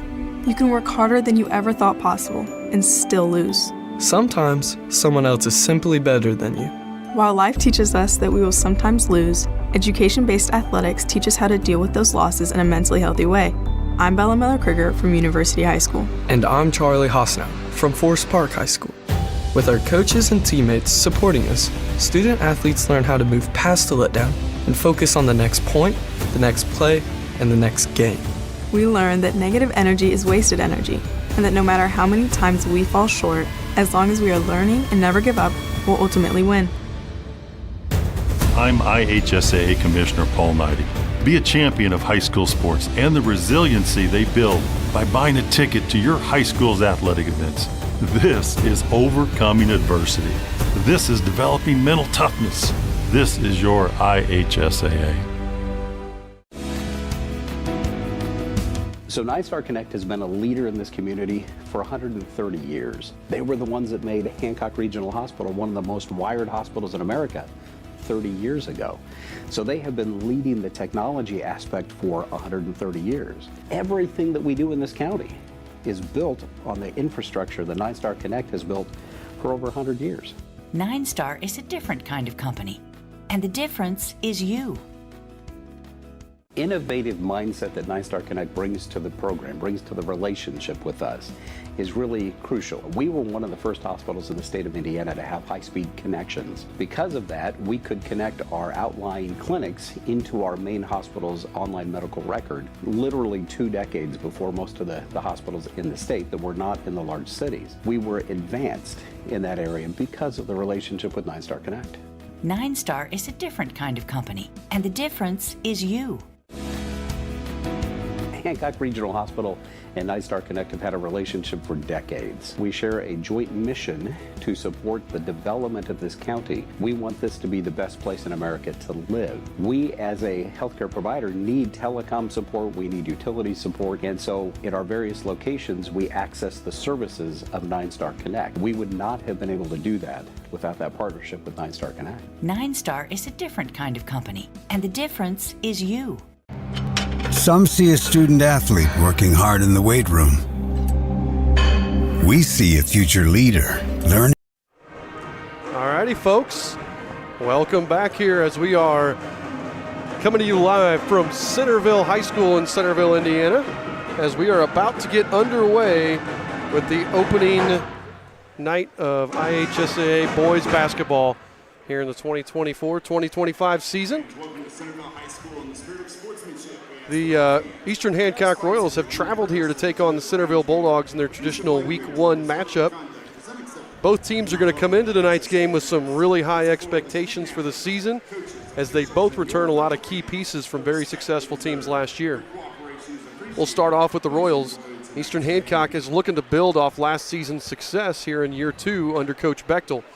Coach Bechtel, in his first season, had 14 wins to 11 losses, and heartbreaking loss in the sectional championship there to Irvington Prep, but sectional runner-up in the first year. You have to consider that a really successful year.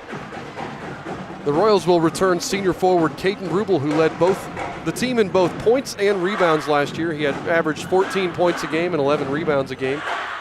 And I think they're also going to improve that inside-out game. They bring back their top 2 3-point shooters with Caden Powers and Luke Schilling. And then you're bringing in 2 more sharpshooters off the JV by bringing up Caleb Rutherford and Zach Stevens. I look for the Royals to take a big jump from last year's 52-point average in every game. If we look at Centerville, Centerville enjoyed a resurgent season last year with their first winning season since 2017. They won the Tri-Eastern Conference for the first time since 2010 and just continue to get better and better as the season went along. They only had 2 seniors on last season's squad, and they returned 3 of their top 4 scorers and rebounders. However, leading scorer Shea Hollandonner got injured during football season, which means they're going to look for a new big down on the block. Shea averaged 23 points and 5 rebounds a game. That's going to be tough to replace. He did that as a sophomore last year. But I'm going to say look for his younger brother Jace Hollandonner to make an instant impact, just like he did while quarterbacking the football team to a 9-1 record this year. Or 8-2, I believe they were. Sorry, 8-2. But still, a very good record, very good team, and a very good player.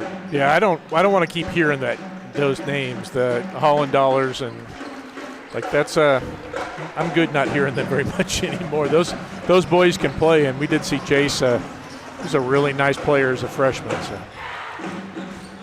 The Bulldogs are coached by Brian Kaiser. Coach Kaiser's 21-17 here going into his 3rd season as the head coach of the Centerville Bulldogs.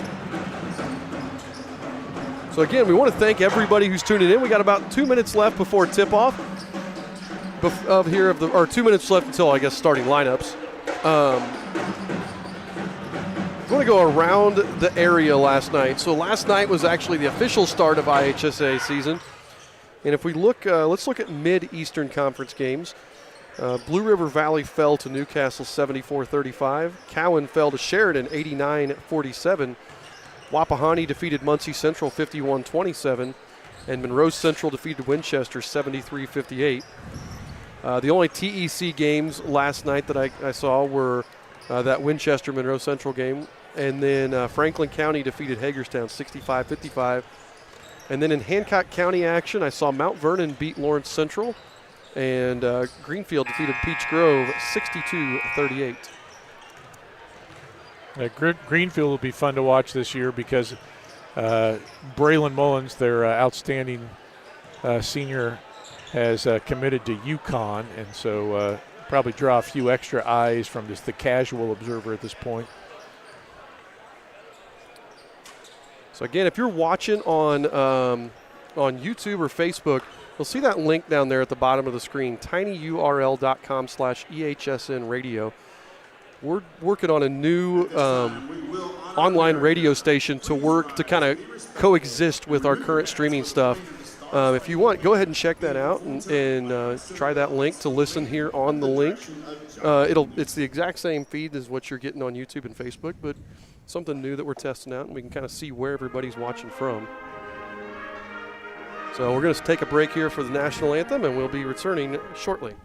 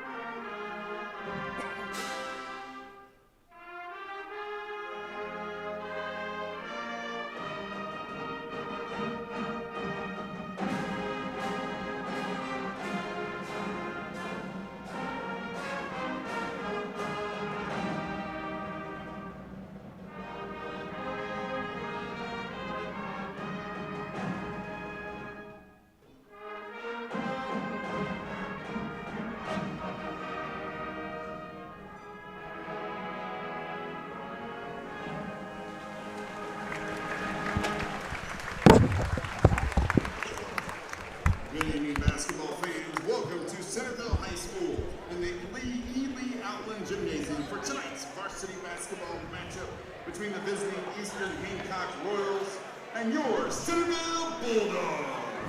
Now let's meet the roster and starting lineup. All right, we are hitting starting lineups right now. We can't show them to you because we're not showing video, so Number 30, Zach Stevens.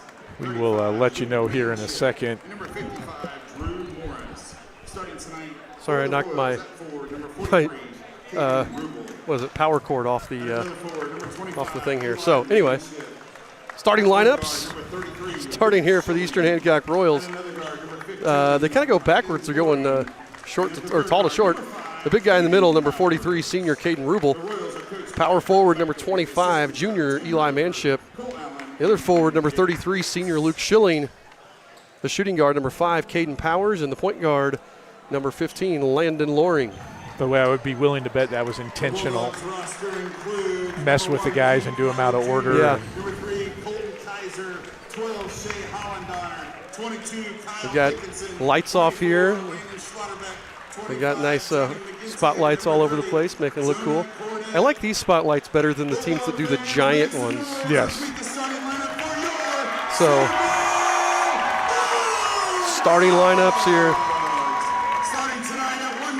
Let's get ready. So, the 6-foot freshman, number 23, Jace Hollandonner. Number 14, 6'1" sophomore, Bryson Brown.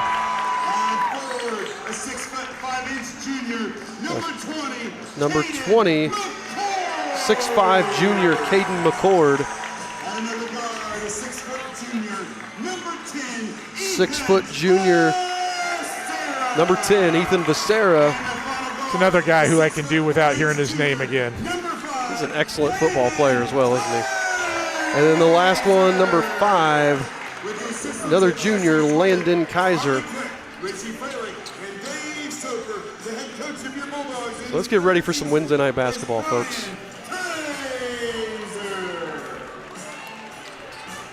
This is the warm-up to your Thanksgiving feast tomorrow. Yes, it is.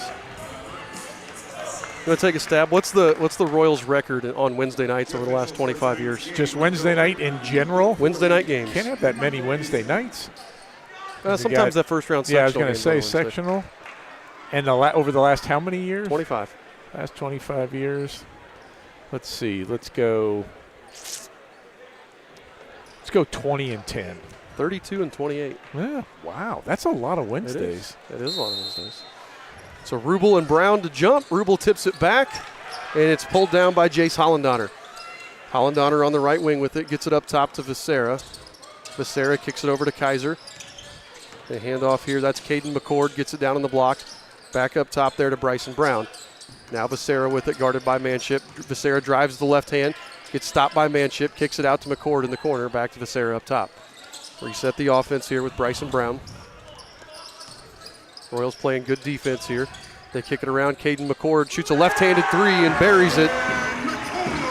And really that was, Rubel was out there. It wasn't in his face, but that's the guy you're going to let shoot threes is the big. So. And he was 5 of 19 last season. Landon Loring's going to pull up.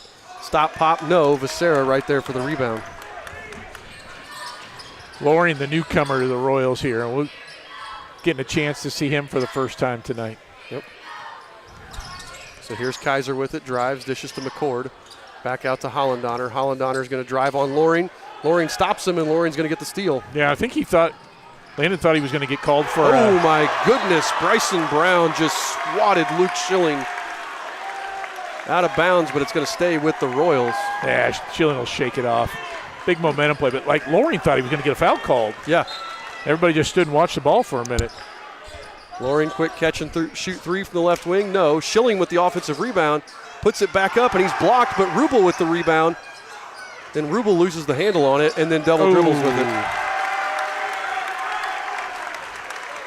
So Schilling with an offensive board, Rubel with an offensive board, but can't get anything to come out of it. And 6:41 to go here in the first quarter.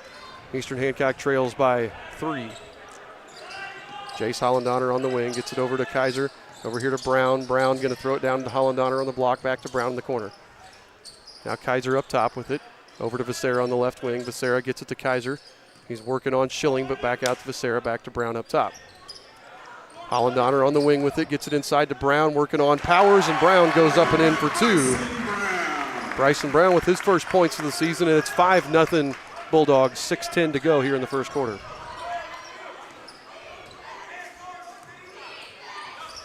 Manship with the ball, looking to get it to the cutting Powers, nothing there. Rubel gets it up top. There's a wide open Manship underneath. Beautiful. And just gets the roll off the pass from Schilling, and Eli Manship into the books. Schilling with the assists. That was a really good cut and a good pass from Luke.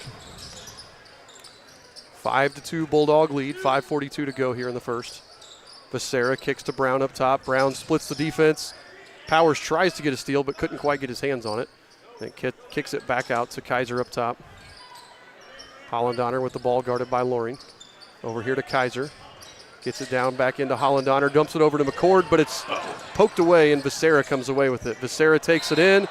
He was tied up by Powers, but they're going to call travel. We'll take it. Yep, nice job by Caden. Got his arm in there and just held it on the ball, and Becerra went up in the air and came down. We're lucky it wasn't a jump ball, but it's good defense. Yeah, I like Caden Powers' really active hands right now. If he can keep this up, that's going to be important to his defensive effort. Loring's going to drive, pulls up from about 12, leaves it short. Rebound comes off to Brown. Brown pushes it the other way, finds McCord in the corner, back to Kaiser on the right wing. Now Brown in the corner with it. Ball's tipped. Manship with the steal. Manship finds Schilling, corner three from Luke Schilling. Off the mark, rebound comes off to Kaiser.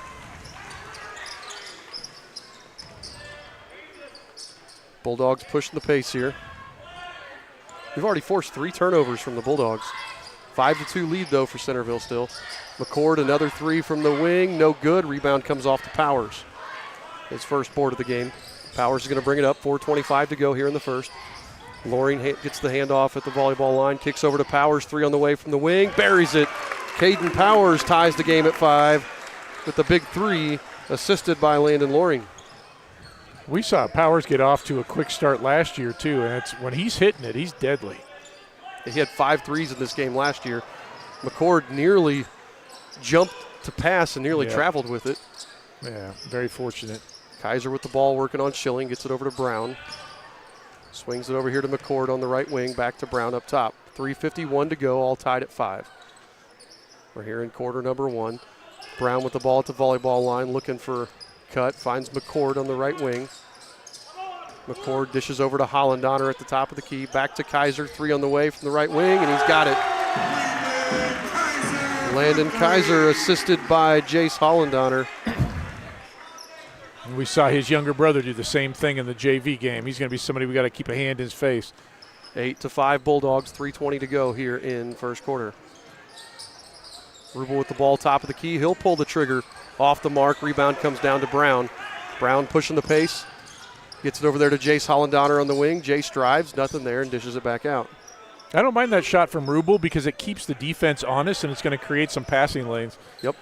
It forces McCord to come out and cover him up. And we saw Rubel last year really struggle to find his shot early in the season and found it as the season went along. So it'll come to him. Under 3 to play here in the first quarter. Bulldogs being real patient. They throw it inside to Becerra. He's working on Manship. Drop step, puts it up. Can't get the basket, but they're going to get Eli with a foul, and that's going to send Becerra to the line to shoot a pair. Yeah, and that was a really nice spin move from Becerra. He actually turned away from where you thought he was going to go and was still able to get an angle on the basket. Becerra was a 70% free throw shooter last year. 33 of 47 on the season. What are we waiting on here? Oh, ref's tying his shoe. That's important. That is important. We want to thank everybody who's tuned in and listening right now. Again, you see that link at the bottom. If you want to go test out our new online radio station, you can go to that link and listen to it. Becerra rolls in the first to give them a 9-5 lead. Keith Pliley Jr. and Landon Schlotterbeck check in now to replace. Who did they replace? McCord and Hollendoner. Brown's still out there. There he is. Becerra knocks them both home. 5-point lead now with 2:40 to go.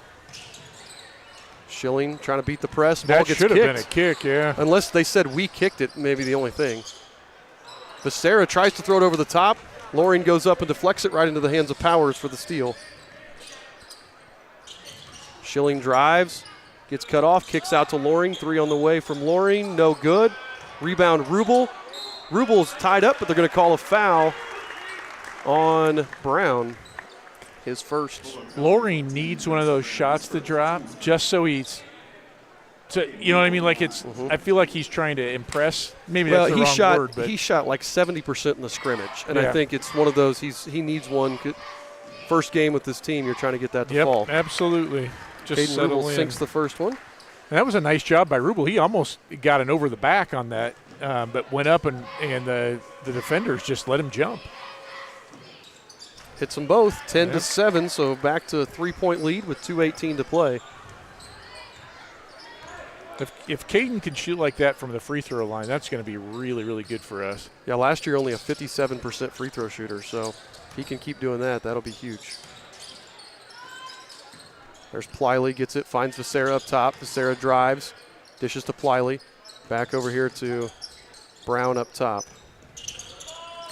Brown drives, kicks over there to Kaiser. Kaiser gets cut off by Schilling, spins back in, puts it up, can't get it to fall. Gets his own rebound though. Puts it in, gets it to Pliley. Pliley's blocked by Rubel. Powers is going to push it up to Loring, to Manship. Manship, floater no, gets his own rebound, kicks it back. Powers, 3 on the way, got it. And Manship was kind of in that no man's land. He didn't have a good angle to bank it and left it short when he tried to just touch it. So tie ball game, 10 apiece. Minute 13 to go. Brown pulls up from 15. No good. Loring with the rebound. And he's going to pick up the foul as well. Becerra trying to get a cheap steal in the backcourt. Can't do it. Yeah, that was not a smart play there. Luke Manship checks in for his brother Eli. Luke, a freshman, getting his first taste of action as a varsity basketball player. And McCord came back in, and Hollendoner came back in with 1:06 to play, all knotted up at 10. I feel like these teams are kind of mirror images of each other. Yes.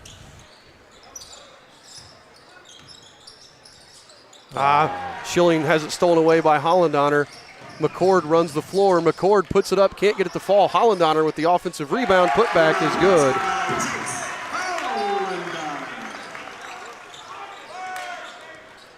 I only have that as our second turnover of the quarter, so Royals have really taken care of the ball, but big one there as Hollendoner gets it and gets the layup.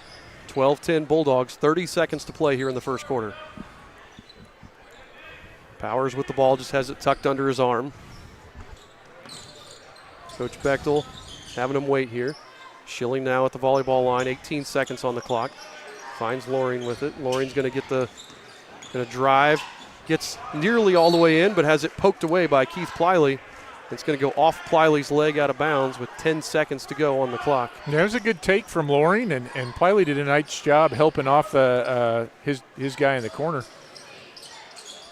I thought we were going to get Powers with an open three. Too. Powers kicks to Loring. Loring drives. There it is. Step back jumper, no. Powers with the offensive rebound. Can't get the putback, and then McCord with the rebound. And that'll do it for the end of the first quarter. A really exciting first quarter. The score at the end of one, Centerville 12, Eastern Hancock 10. We're going to step aside, take a quick break, and hear from our friends at Paxton Farms. We all need to eat more vegetables, but we run into the same problems every time we go to eat them. Carrots and peas just have no flavor. Beans and Brussels sprouts have side effects that will send children running in fear. But there is one vegetable that everyone loves.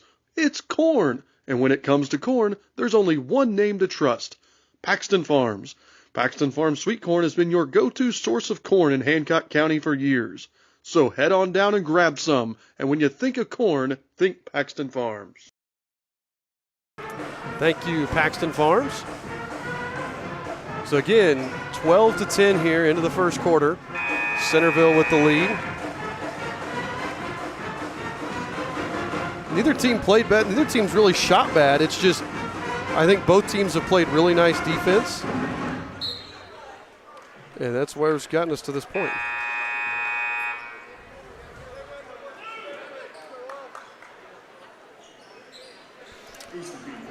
Royals have come out with Luke Manship, Caden Powers, Luke Schilling, Caden Rubel, and Landon Loring. Bulldogs with Pliley Jr., Visera, looks like Hollendollar is out. Brown, Kaiser and McCord. Yeah, Kaiser is. So Schilling with the ball in the right wing. Gets it to Luke up top. Luke can't get it into Rubel. Finds Loring up top. Loring's going to drive. Kick to Luke. Luke's going to drive. Floater is blocked, but Powers with the rebound. It's Powers' third rebound of the game. He is everywhere right now. Schilling trying hard to get it into Rubel, but can't do it. Kicks it over Powers. Deep three on the way from Caden Powers. No. Rubel with the offensive board, but they're going to call McCord with the rebound. I think that was on the rebound, not on the shot. Yeah, he got him going up, but nice job by Rubel because Rubel got McCord on his back down. It's a really good position. And if McCord hadn't fouled him, Rubel's going to have an easy layup. Yep, so Schilling looking to get it in. Nothing there, but finds Rubel. Rubel's trying to back down. McCord goes through McCord. No good, and Visera there for the rebound. That's the look you want.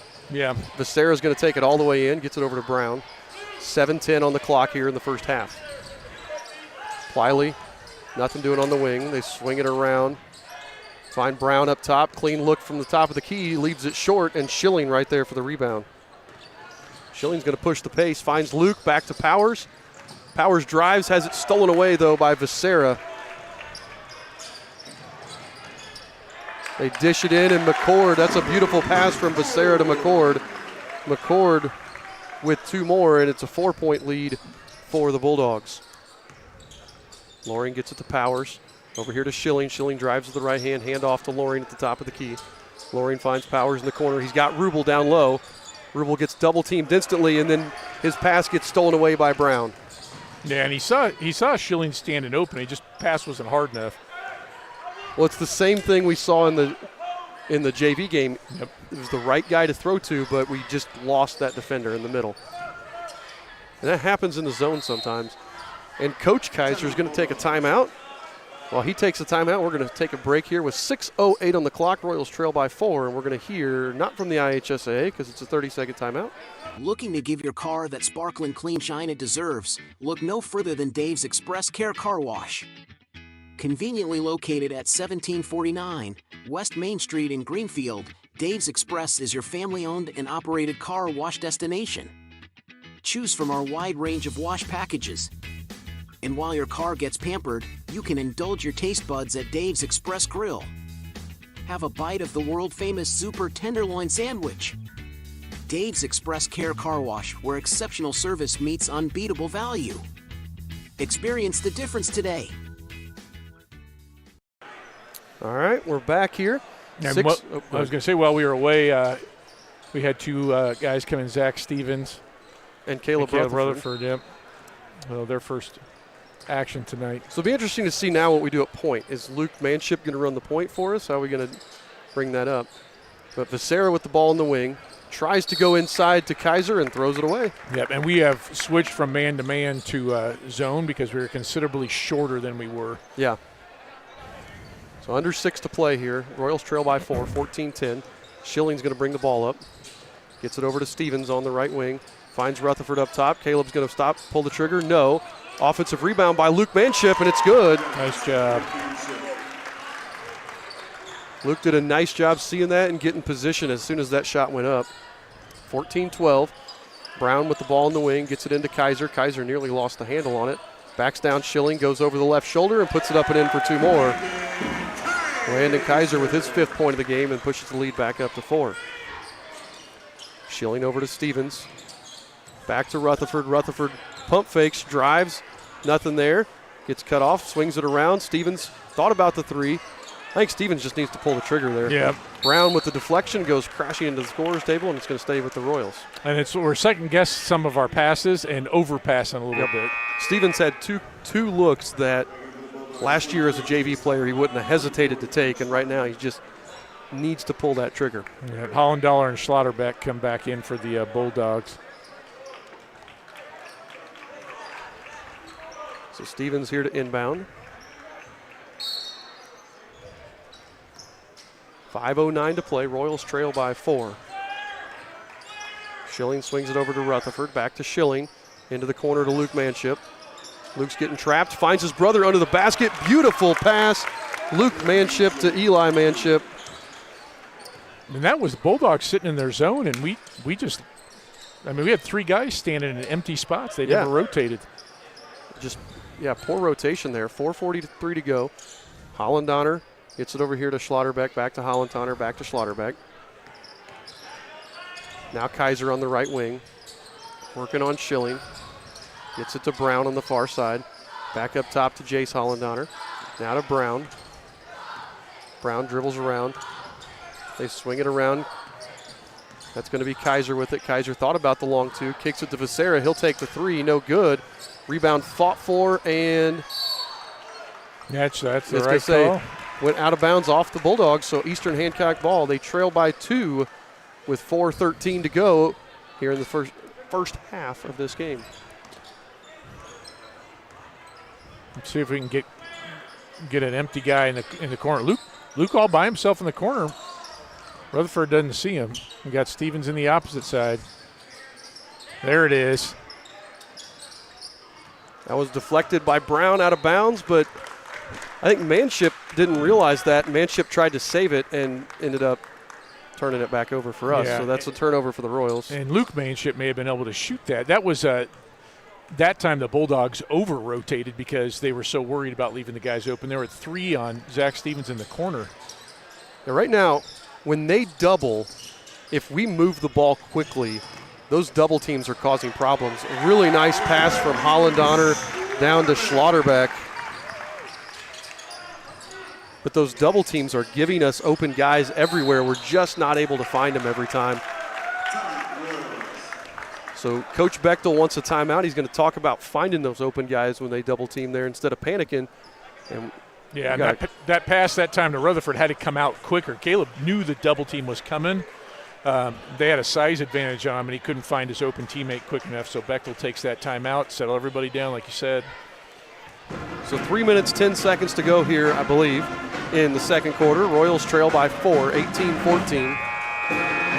I'll tell you what, the Eastern Centerville rivalry in all sports has kind of heated up the last few years. Very competitive. Not the dislike that we have of some of our rivals, but I don't know that you'd hear a lot of people on either side saying a lot of complimentary things about each school. But well, just they're both teams across all of our sports. It's a gritty style of play. They're both teams that aren't going to lose those 50-50 balls. They're not going to lose the effort things. And so you get some really rough, really physical games here. Not unnecessarily so. They just happen to be rough and physical because that's the style of play. The Royals turn it over there. It's going to come down into Becerra, and then Rutherford, trying to be physical with Becerra, picks up the foul.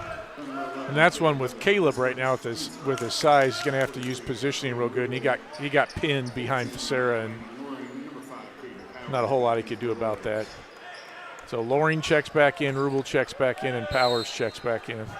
3:06, Royals trail by 4. They get it into Brown, working on Manship. Shoots over Manship, and Brown, with his 4th point of the game, gives the Bulldogs a 6-point lead. And we're hanging around right now, just can't get over the hump. A 3 would do us a lot of good right here. Yep. Caden Powers is going to drive. Poked away from behind by Schlotterbeck.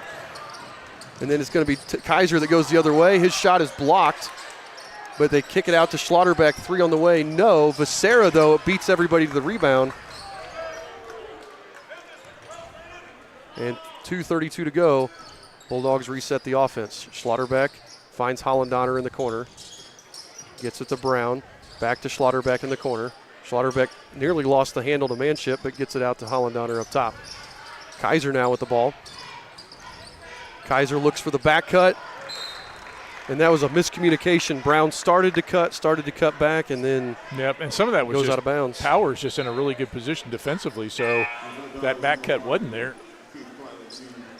Comes McCord and Pliley Jr.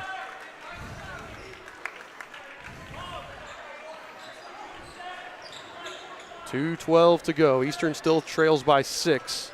be really good time for Loring to get his first bucket.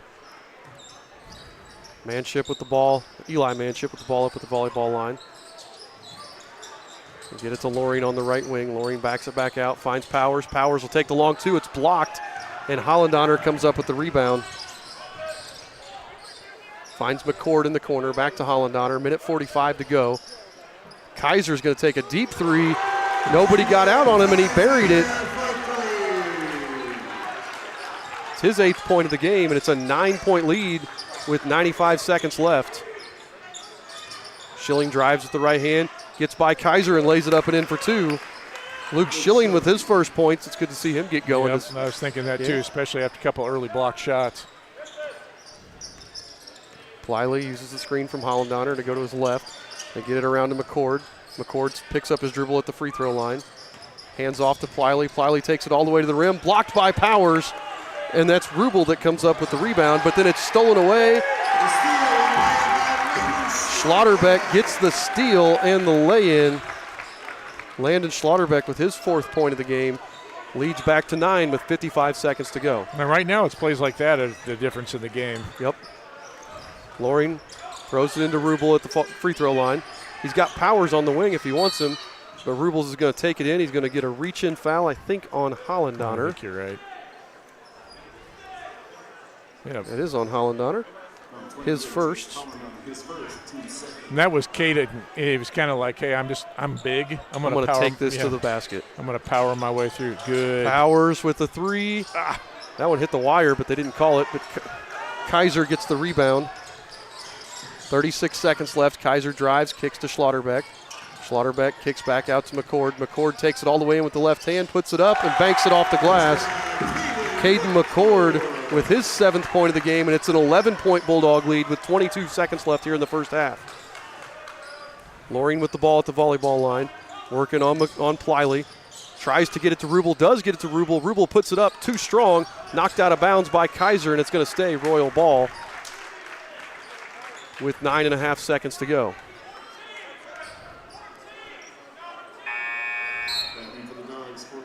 Brown and Becerra come back in for Schlotterbeck and Pliley. 9.5 seconds here.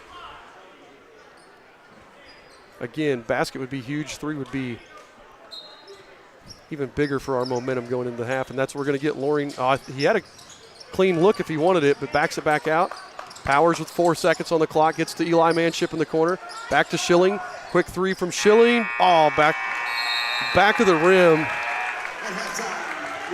He didn't really get a clean handle on it when that ball came to him from Eli Manship, and Schilling had to get rid of that thing quicker than he wanted to. So your halftime score here, Eastern Hancock 16, Centerville 27.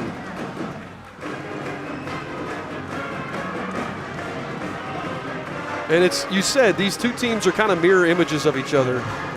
Very, very similar teams. Both of them are being methodical. Nobody's really pushing anything or forcing anything. So it's one of those that we gotta execute. It's those little in-between plays that are making the difference. Our layups haven't fallen, but we've had a couple little things here and there. So we're going to step aside, so he's got 4, and we will return in about 9 minutes with the second half of this game. We want to thank everybody who's tuning in to the Eastern Hancock Sports Network. Looking to give your car that sparkling clean shine it deserves? Look no further than Dave's Express Care Car Wash. Conveniently located at 1749 West Main Street in Greenfield, Dave's Express is your family-owned and operated car wash destination. Choose from our wide range of wash packages. And while your car gets pampered, you can indulge your taste buds at Dave's Express Grill. Have a bite of the world-famous Super Tenderloin Sandwich. Dave's Express Care Car Wash, where exceptional service meets unbeatable value. Experience the difference today. In life and in high school sports, the most talented person doesn't always win. And the most successful people are not always the most gifted. I'm Owen Fouts from Yorktown High School. And I'm Lena Jones from Plymouth High School. More often than not, success requires being what other people are unwilling to be. Consistent, disciplined, persistent, without taking shortcuts. It's often the most dedicated, hardest working person or team that rises to the top. The ones who run extra drills, who stay late in the weight room, who put in time after practice. They say hard work beats talent when talent doesn't work hard. And those who rise to the challenge are met with the greatest rewards. I'm IHSAA Commissioner Paul Neidig. Support the hard work of our student athletes by buying a ticket to your school's athletic events. Thank you for being a champion of high school sports. This is consistency and commitment. This is discipline and dedication. This is your IHSAA. Are you tired of unreliable internet? 9-Star Connect's high-speed fiber internet is here to change that. With dedicated fiber lines, you'll experience unparalleled reliability while staying connected 24/7, lightning-fast speeds, and competitive pricing. We work for you, delivering the best services at affordable rates to our local neighbors. Upgrade to 9-Star's fiber internet today. Visit 9starconnect.com to learn how we can keep you connected. Your reliable choice for high-speed internet, 9-Star Connect. Some see a student athlete working on a shot. We see a powerful lesson in persistence. Some see a student preparing for success on an exam. We see a student athlete preparing for success in life. Proud to keep education in front of athletics since 1903. It's time for the Commissioner's Corner, an exclusive weekly conversation about Indiana high school sports with the Commissioner of the IHSAA, Paul Neidig. Now for an up-to-the-minute report about what's happening in the constantly changing world of high school sports, here's Coach Bob Lovell with Commissioner Paul Neidig. Welcome back, everyone, to our weekly conversation with the Commissioner of the IHSAA, Paul Neidig. And Commissioner, we are at the semi-state round of the football championship, and as you would expect, there are some tremendous games on tap around the state on Friday night. Oh, Coach, it's shaping up. Well, it's been a heck of a tournament already, but it's shaping up to be really a fantastic weekend of football. And, you know, the weather's still going to allow us to. This is, you know, I was talking this morning, this is our last outdoor event of this season. Friday night, playing football, and everything else we've moved indoors, but we're going to get out and watch a little football. And I really believe that, you know, we're going to have some incredible games, but they're going to lead into an incredible state championship Thanksgiving weekend. And I look at the matchups, and, you know, we talked about how balanced and how open some of these championships were, and I think that's really the case. You know, 6A, Westfield at Center Grove, and 5A, Warsaw, Bloomington South. 4A, you have East Noble at Mishawaka, Martinsville at New Pal. There are some tremendous matchups there, and some teams that have weathered the storm and played well all year long. Yeah, that's exactly right. You know, and we know that it's you and I talked in August about what a great year it's going to be, and you know, it's just a progression. It's one week after the next. You got to have you know, the coaches have worked hard, the kids have worked hard. Hopefully, they've minimized injuries within their program, and they're ready to go this weekend. But yeah, it's they just have to take it one week at a time, and I think that's kind of been the folks that I've talked to. That's kind of been their approach along the way, and I do think their teams are poised to do great things this weekend and the following. Everybody wants to be playing in November. That's the idea. I can't forget our producer, Eddie Garrison's beloved Decatur Central Hawks will be at Bloomington South. He'll get all over me if I don't mention that. They've had a great season. Crown Point at Westfield, Brownsburg at Center Grove, all these in 6A. I'm not sure which one stands out more than any other because there are great storylines in each one of these runs right now. No, I think that's exactly right, Coach. And every story is special to that community, or the people who want to go out and watch high school football. And, you know, there's a couple ways to do that. You know, we obviously know you can go to the game, but we have the full slate of games available this weekend on IHSA TV, and folks can, if they can't get to the game, they can tune in and watch these games on our Champions Network also. Who else in the state has something like we do with the Champions Network? Are we the only ones? We are. We're one of the few states in the country that have their own network, and you know, we've been able to do that. And the one thing about people forget is, you know, every game we broadcast at the sectional and regional level has been free, and there's no cost until this weekend. and the cost is still that of a ticket. It's no more than what a ticket would be. And so we just think it's a great opportunity to be able to watch high school football. You mentioned, obviously, that this is the last event, outdoor event coming up. But we have girls basketball that's been going on, girls wrestling, boys wrestling getting started, boys basketball next week. Yeah, we talk a lot about football, but there's a whole lot going on in the IHSAA. There is, and it's just that time of year. I mean, we always have something going on, and we just have a transition of seasons now. We're moving indoors, and yeah, the ladies have been playing for several weeks and honing their skills and getting ready to come up on a break with Christmas, so they can really focus in. But girls wrestling, boys and girls swimming.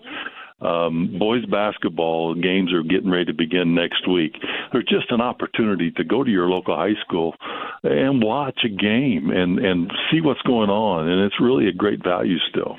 It's the best seat in the house and the best thing to do during the upcoming holiday season. Don't forget to get out and support your local student athletes and all the things they do. Commissioner Neidig, it's always great to talk to you, and we appreciate your time, and be safe on the highways, and we'll talk to you next week. Thanks, Coach. Looking forward to our conversation. Thanks for listening to The Commissioner's Corner with IHSAA Commissioner Paul Neidig and Coach Bob Lovell. And thank you for your continued support of the high schools in your community. It's not easy being a high schooler these days. We juggle a lot each day between schoolwork, activities, jobs, and friends. On top of all that, we're multi-sport student athletes. I'm Danae Klein, and I play volleyball, basketball, and softball for South Putnam High School. And I'm Tyler Stanger, a wrestler and track and field student athlete at East Central High School. It's hard physically and mentally exhausting yourself in practice. It's hard coming back and doing it again the next day and the next and the next. It's hard competing at a high level week in and week out. But life is hard, and high school sports prepare us for it. With every practice, every game, every win, and every loss. All righty, folks, we're back here getting ready to start the second half of this varsity boys basketball contest between the Eastern Hancock Royals and the Centerville Bulldogs. A minute 12 left until the start of the second half. Centerville leads 27-16. A couple things to note. Leading the way for the Royals is Caden Powers with 6, Eli Manship with 4, and then Schilling, Luke Manship, and Rubel all have 2. For the Bulldogs, Kaiser has 8, Becerra with 2, Brown with 4, McCord with 7, Holland-Donner with 2, and Schlotterbeck with 4. And again, right now, I mean, the difference is our shooting percentage has not been very good. No. And we're not taking a bunch of bad looks, but we're just not hitting what we're putting up. And Bulldogs are shooting pretty well right now. In fact, when I was looking through the stats, the last time we were held to this few of points in a quarter was 2022 against Bloomington South. Wow. We played them in a tournament over in Richmond. So something about playing games in Wayne County. Maybe we were playing over at IU East. I think we just got tired of running up and down the college-length floor in that game. We played 3 games in 2 days at IU East, and our kids' legs were shot. You don't realize how much more that 10 extra feet is of a college court versus a high school court. But a lot of extra steps. Again, before we get started here, I want to encourage everybody, check out that link at the bottom. If you're on Facebook or YouTube, check out that link at the bottom, tinyurl.com/EHSN radio. It's our new online radio station that we have started that we are trying to use as an extra tool that'll help us along with our current live streams. So Bulldog ball to start. Looks like starters for both teams. They go inside to Kaiser right away. Kaiser backs it back out, kicks it across to McCord. He'll take a 3 from the wing, and McCord buries it. Yep, that's the way the first quarter started. Yes, it is. Kaiser with the assist. 30-16 Bulldogs. Loring being guarded by Brown. Has the ball stolen away by Jace Holland-Donner, and Jace is going to go up and lay it in with the left hand. Jace has his 4th point of the game. Yeah, we got to be careful. This could get away from us real quick. 16-point Bulldog lead right now. Rubel with the ball top of the key. Hands off to Schilling. Here's what we need. 3 from Powers. In and out. Rebound tipped around, and McCord was trying to tip it away from Rubel and just punched it into the old people in the front row. It looked like he took a swing at it. It did. He went and punched it, trying to get it to go out, and it went right into an older couple. Fortunately, they were paying attention. 1 minute gone. 7 minutes left here in quarter number 3. Rubel with the ball here. Kicks to Schilling on the wing. Schilling too strong, and Kaiser with another rebound. He gets it over there to McCord. McCord backs it back out to Kaiser. Kaiser's going to back down Powers. Gets too far under the basket, but lays it up and in. Yeah, and Kaiser's very fortunate. He didn't get called for an offensive foul. He a couple times extended his arm. Was kind of chicken winging Powers there. And again, Kaiser's just bigger and stronger than Powers right now, but he definitely had that chicken wing up, but he gets the basket, and all of a sudden it goes from an 11-point game to an 18-point game like that as 7 quick points from the Bulldogs. We're going to step away and hear from the word from 9-Star. So high-speed connectivity through the internet is one of those things that's like having air to breathe. Today, healthcare has become virtual. People will be able to access their healthcare provider via the internet. We do a lot of virtual monitoring, so we will have patients that have remote monitoring gear that are placed in their home and on themselves, and that has to be uploaded through the internet. Virtual connections. We can't do that without a partner like 9-Star Connect. 9-Star is a different kind of company, and the difference is you. So a couple other games from around the area tonight. In MEC action, Daleville is at Shenandoah. A little bit of MEC TEC action. Westdale was traveling to Cambridge City Lincoln. And then the rest of these are all TEC games. Hagerstown is at Yorktown. Hagerstown played last night at Franklin County. Knightstown at Tri. Northeastern's playing Seton Catholic at Earlham College. Union City is at Connorsville, and Union County is at Connorsville, sorry. And Union City will host South Adams. So pretty much everybody in the state, other than maybe those teams playing for a state championship in football, are getting started last night or tonight. Hollendonner nearly gets another steal, pokes it away, but it got poked right to Loring, but then Hollendonner falls down. Loring trips over him, and Hollendonner picks up his second foul. Yeah, and Loring fortunately didn't roll an ankle or twist a knee there. 6:30 to go. Royals trail by 18 right now. Schilling on the left wing with the ball. Gets it to Rubel up top. Swings it over to Eli Manship. Finds Schilling on the block. Oh! And Schilling thought he had a defender there and just puts it up way too hard. And McCord going to come down with the rebound. Yeah, and Schilling thought he got caught in between trying to just drop it in and use the backboard. And Brown kicks it out to McCord. Leaves it short, and Schilling with the rebound. Yeah, I think he thought he was going to have a guy in his face. Yep. Coach Bechtel was less than pleased about that. Rubel's going to stop and pop from straight ahead. No. McCord with another rebound. Yeah, we saw this a couple times last year where we just go cold. Becerra just – it looks like he grabbed his ankle. I think he stepped on Loring. I don't think it's anything – serious. He's walking it off. I think he had a bad ankle, though, when he played us, like in football. Yeah, at the end of the season, I think he no, it was his knee, I believe. He tweaked his knee. Those lower leg injuries, they can flare up again real quick. Loring to Eli Manship at the top of the key. He's going to throw it around. Loring from the corner. Is that one going to get in? Fadeaway three, airballs it. Becerra there for another rebound. And he really didn't have a need to fade. I think he caught it and could have shot that going towards the basket. Yeah. I think, again, we're just a little – we act a little nervous tonight. Week 1, playing with some nerves. Kaiser and Becerra throwing it back and forth here at the volleyball line. 5 minutes to go here in the third quarter. Kaiser drives over to Becerra on the left wing. Inside to McCord in the high post. Nothing doing. He kicks it back out to Becerra. Back to McCord in the high post. Back to Becerra. Back to Kaiser on the volleyball line. Finds Brown in the corner. Brown's going to drive. Blocked by Rubel right into the hands of Manship. And that was a really nice block. Yes, it was. Brown looked like he was going to dunk it, but was nowhere near being close enough or high enough to dunk it as Hollendonner pokes it away from Powers, and then Brown takes it up and lays it up and in. And really, we got to start playing this possession by possession and just build some positives. 36-16 right now. Loring gets that one to go. Landon Loring with his first points of the game, and his first points as a Royal. 36-18 with 4:10 to go. Brown throws it to McCord in the high post. Back out to Kaiser. Throws it to Brown down in the corner. Back to Kaiser on the block. Finds McCord up top. McCord's going to pull the trigger. McCord hits another three, his third of the game. And again, McCord last year only hit 5 threes all season. Loring's shot is blocked by McCord. Brown picks it up.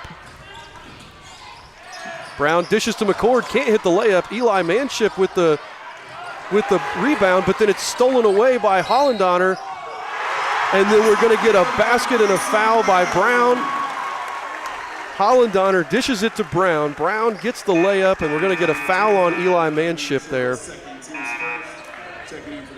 My goodness. And right now, all the energy is with the Bulldogs. All the hustle plays are with the Bulldogs, and we are looking kind of discombobulated.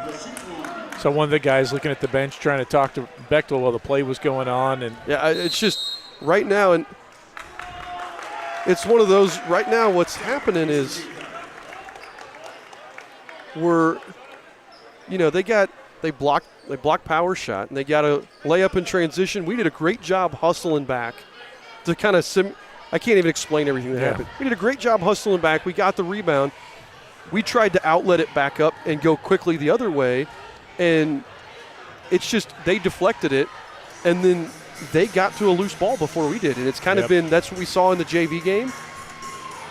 Just they have so much length. It's not even really height. It's a lot of guys that are 6'1", 6'2". That's just so much length that they're getting in. It's not even that they're like diving for it and getting into it. McCord keeps punching the ball. Yes. I know that he just keeps tapping it. Like his goal is to tap it out to somebody all the time. And it's working for him right now. Yeah, and they're beating us to most of the balls too. That's the other thing. They're playing with some confidence at this point. We're trying to find it. So 41-18 right now here in the third quarter, and Bryson Brown's got one more free throw coming. Yeah, and we've made a basket in the second half at this point. Yeah. So 3:28 to go, so we're more than half the way through the third quarter. So Bryson Brown at the line. I don't have him with any stats for last year. I know he played some, but I don't have any stats, so I don't know what his free throw percentage was.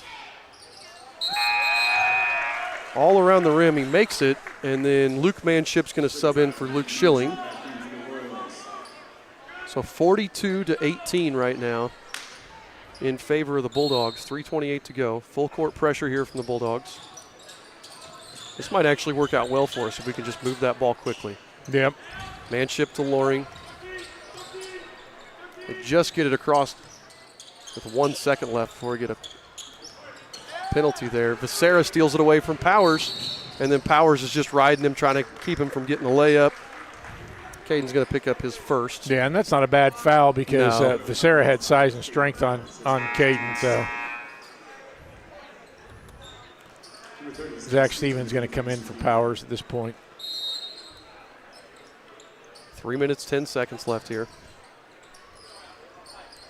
Pliley to Brown. Pliley checked in, as did Schlotterbeck. Brown with the ball in the wing. Hands off to Pliley. Pliley's going to dribble it up top. They swing it around to Becerra on the right side. Back up top to Pliley. Pliley backs it up. Gets it over here to Kaiser. Kaiser's going to dribble to the top of the key. Hand off to Schlotterbeck. Another little weave there.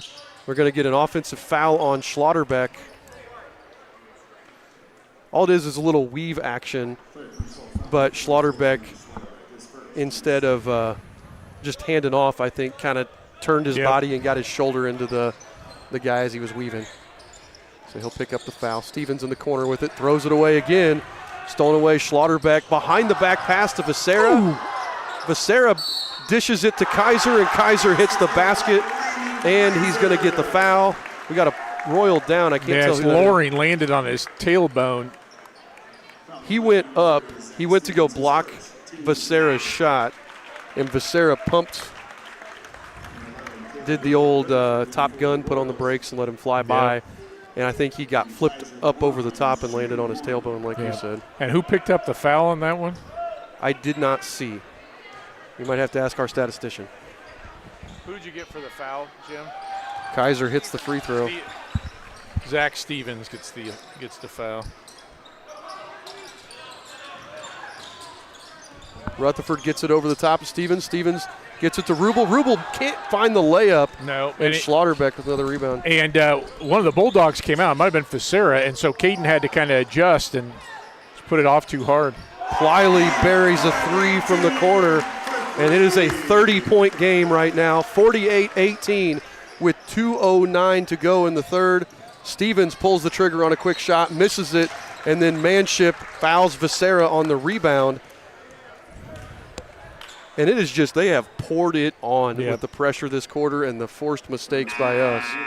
Yeah, it's an avalanche right now, and everything's going for them and nothing going for us. And I'm not doing a good job keeping stats, just the up-tempo style of play.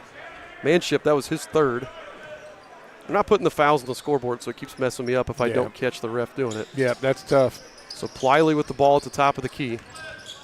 Gets it to Schlotterbeck, nearly stolen away. It is stolen away by Stevens. He gets it to Luke Manship, minute 43 on the clock. Royals trail by 30 right now. Finds Stevens at the volleyball line. Back to Luke. He's going to have an open look from the left wing. In and out. Rebound comes down to Rubel. And it's Becerra knocks it off. Oh, okay, they're going to give it to us. Yeah, it wouldn't have shocked me if it went the other way, though, the way it looked like going. It looked like it bounced off Rubel's foot, but good offensive rebound. I like the hustle there. Rubel with his 5th rebound of the game. 91 seconds left here in the third quarter. Nice play there. Good inbound play. Gets Luke Manship another basket. Minute 22 to go here in the third. Royals trail by 28. Pliley to McCord. McCord picks it up at the volleyball line, gets it back to Becerra on the right wing.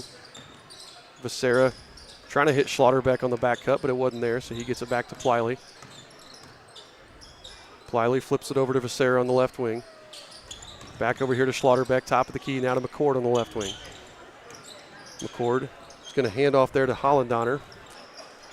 Back over here to Pliley, 52 seconds to go here in the third quarter. 48-20. The Bulldogs lead. Here's Pliley with it. Caleb Rutherford comes out to kind of guard him, make sure he has to dribble and can't just hold the clock out. Hollendoner with it now. Hollendoner's going to drive, gets all the way to the basket. It's blocked away by Luke Manship. Hollendoner goes crashing into the floor, but a nice job by Luke of coming over and getting the block. 32.6 on the clock. It's going to be Bulldog ball out of bounds. Becerra to inbound. Finds Schlotterbeck. I think if Schlotterbeck had caught that clean, he would have had a wide open look for we three. lost him. 25 on the clock. Pliley with the ball up top. Gets it over to Becerra. We get a timeout by... Yeah, but Coach Kaiser, as soon as they gave it to him, he was like, Becerra turned the corner on Rutherford, and Coach Kaiser got the timeout call just in time. So full timeout. We're going to step aside and hear from our friends at the IHSAA. The camaraderie and community you experience in high school sports is unlike anything else. I'm McKenna Cruz from Greenwood Community High School. And I'm Sawyer Tittman from Fort Wayne Snyder High School.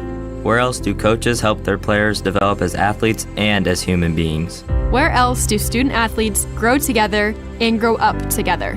Where else do parents and fans from all walks of life come together as one to cheer on their team? High school sports are special because coaches, student athletes, and fans know they are all in it together.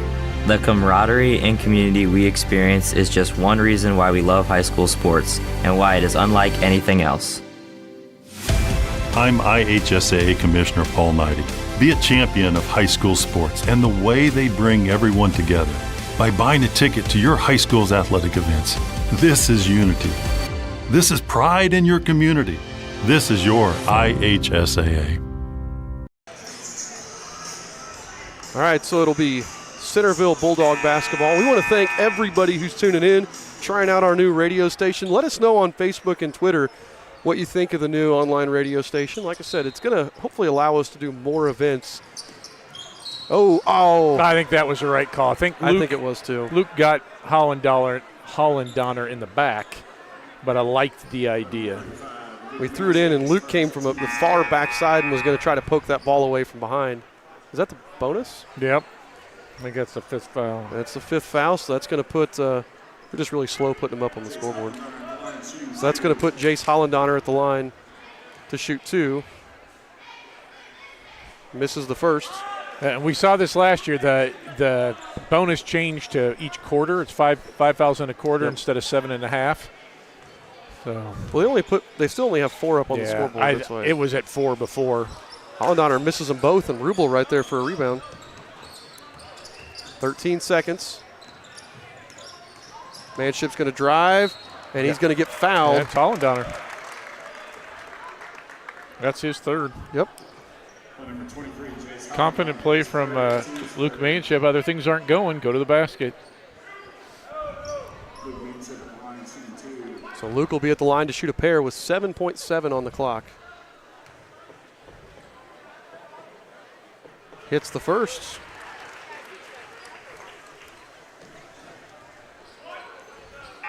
Kaiser and Brown set to check back in.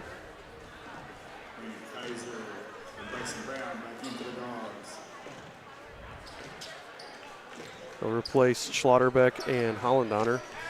So 7.7, Luke's got one more. 48-21. Bulldogs lead here. Misses the second. Becerra with the rebound, and then Eli Manship is fighting with him, and they're going to call a travel on Becerra, but I could have seen that also being a foul on Eli. Yeah, I think Becerra can't believe he didn't get a foul call.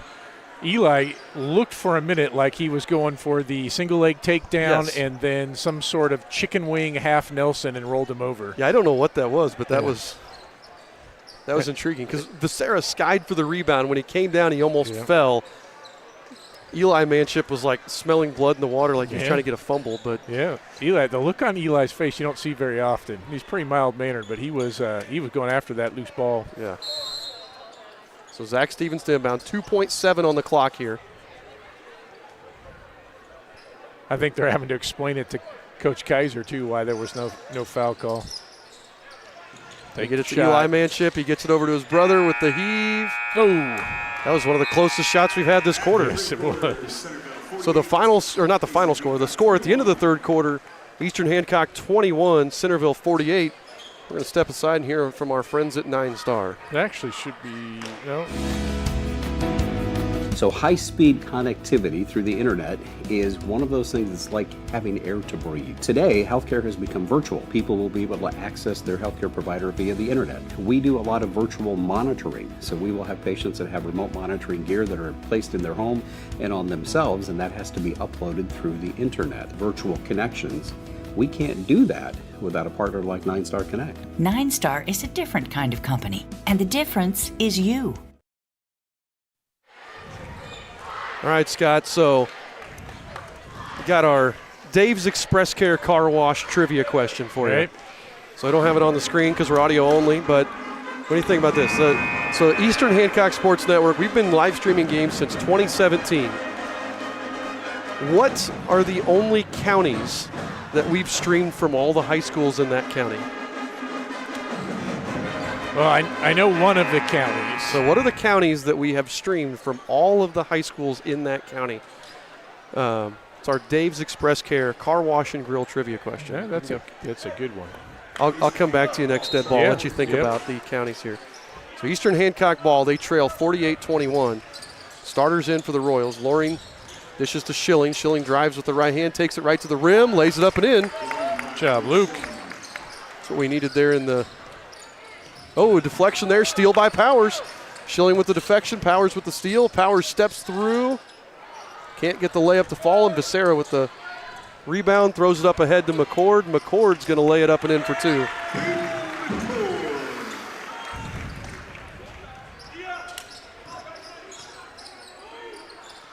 Flip it over to Eli Manship, now to Loring on the left wing. Loring penetrates, spins back, Finds Schilling at the top of the key. Schilling is going to drive, dish to Rubel. Corner three from Rubel.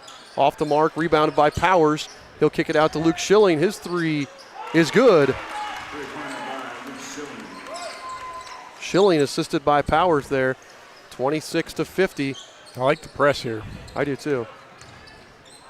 And there's another turnover. Becerra trying to go to McCord, turns it over again. So our press has forced 2 turnovers here in the first minute. Then it's just speeding the Bulldogs up a little bit. They're having to make quicker decisions. That should be. Yeah, that's the wrong. The officials say. I think even Becerra was telling the ref, no, that was the wrong call. Yeah, that was. Pliley drills a 3.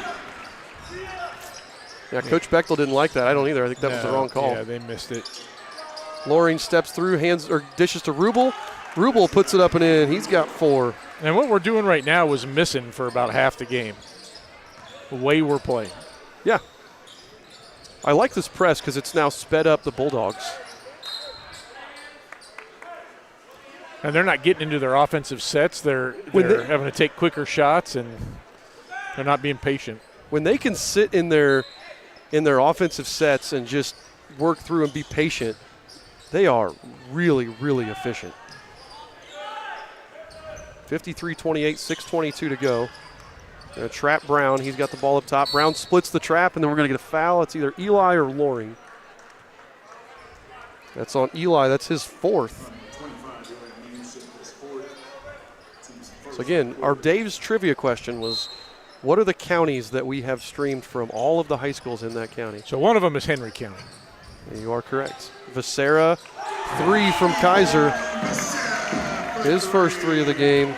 Trying to think. Part of my problem is I don't know the names of all the counties. So Schilling pulls up from 15, and Schilling, he's got 7 this quarter. Have we Becerra to McCord, and he's going to lay it up and in. Yeah. Did we live stream from Union Modoc? We have not. Okay. I didn't think we had, but I couldn't remember for sure. Schilling tries to throw it over there to Loring and throws it into the cheerleaders. So 58-30, 5:42 to go here in the game. Kaiser with Rubel on him. Dishes to Brown, over to McCord. They swing it around. Kaiser's going to get a wide open look from the wing and hit it. The other one is Rush County.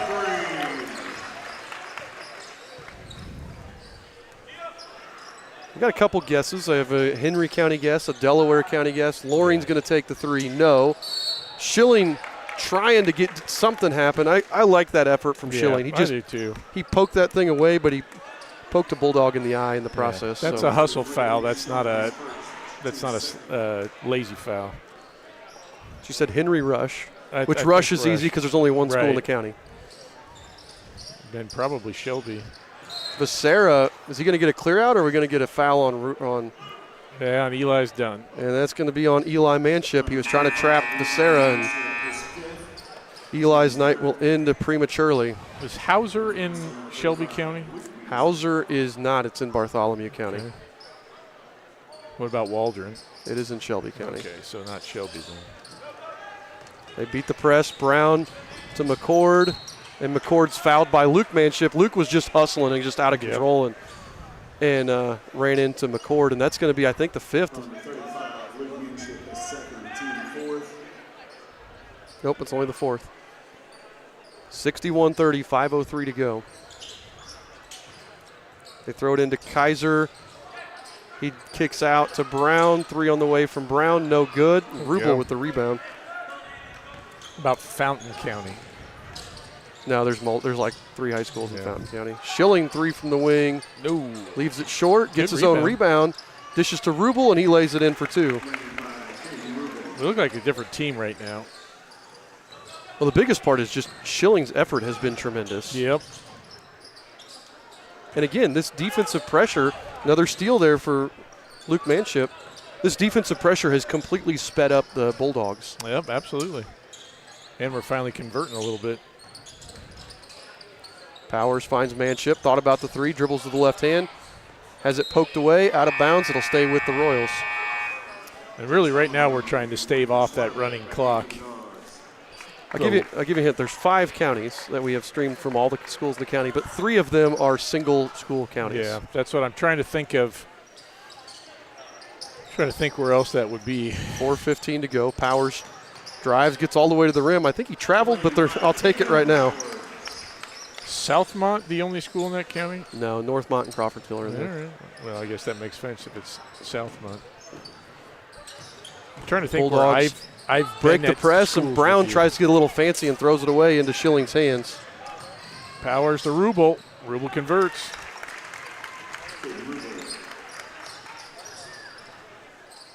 .347 to go. Rubel goes for the steal, doesn't get it. Schlotterbeck's going to lay it up and in for 2 more.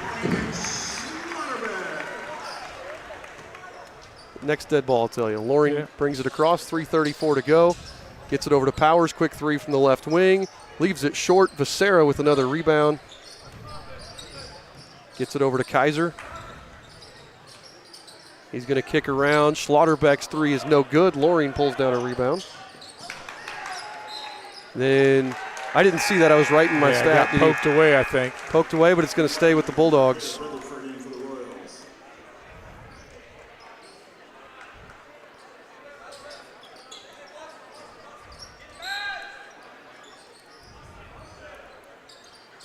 Becerra finds Schlotterbeck in the corner. 3:15 to go. Gets it into Kaiser. Kaiser blocked away by Powers. Schilling with the rebound. And then Schilling's going to be fouled by Schlotterbeck. Where'd we go last year right before Christmas? That would be one of them. Blackford. 3:05 to go here. Royals trail 63-36. They kick it out. Loring thought about it. Dishes over to Schilling. Schilling just couldn't get a handle on it, and then he throws it away trying to go to Rutherford. Stevens checks in for the Royals. He's going to come in for Schilling. So you had Henry, you had Rush, you had Blackford. You had it as we're going to get a timeout here from the Bulldogs on this. You had it Shelby. Was it Shelby? We've been to Waldron once. Oh, see, I don't remember that. That one. It was one of our first years. Okay, that was before I was traveling. Yep, and we did Southwestern. My wife and I did one from Southwestern. I know we've done Southwestern. And the other, the fifth school, or fifth county, I think TEC. Is it Wayne? No, we've never done Seton Catholic. We've done all the other schools in Wayne, but not Seton Catholic. Go south. Union County. Union County. All right. So 3 of them are kind of cop-out answers because Blackford's the only school in the county, and Union and Rush. But that's all right. We only been Blackford once, though. The Union County, I mean, we've done that for softball, football, and basketball. Yep. So I think there's times I blink out that drive.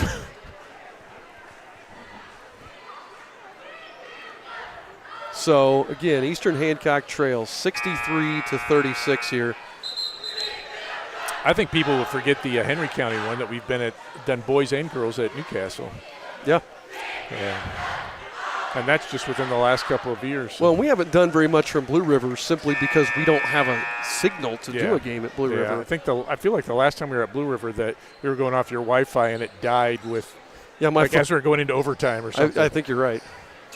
So Centerville ball side out, 2:55 to go. Kaiser gets the ball. Try to trap him, gets it to Hollandaner. He pushes it ahead to Brown. Brown has it poked away, but they're going to call a foul on Rutherford.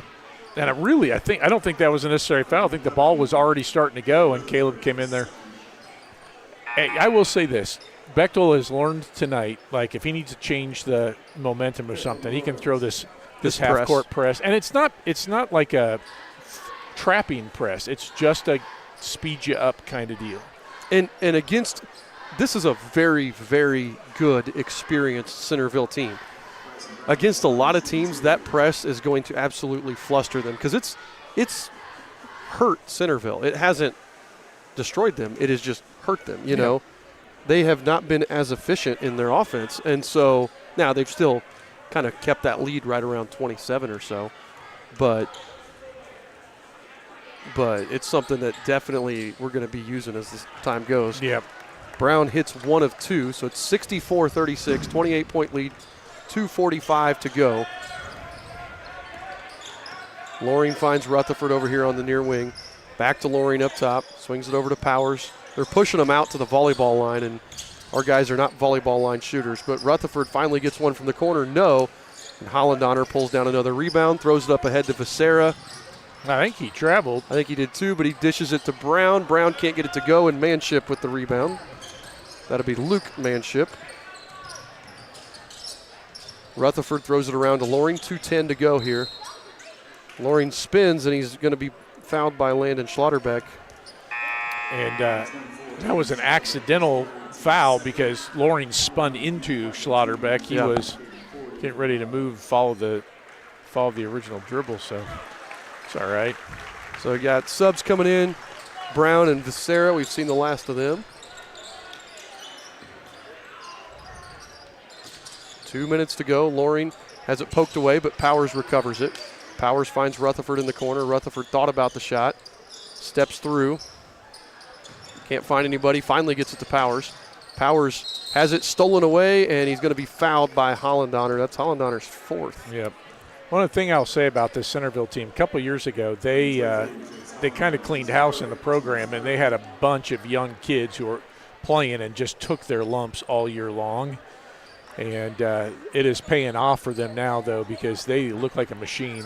Well, in 2021, we beat them 83-14 over in the Hoosier Gym. Yeah.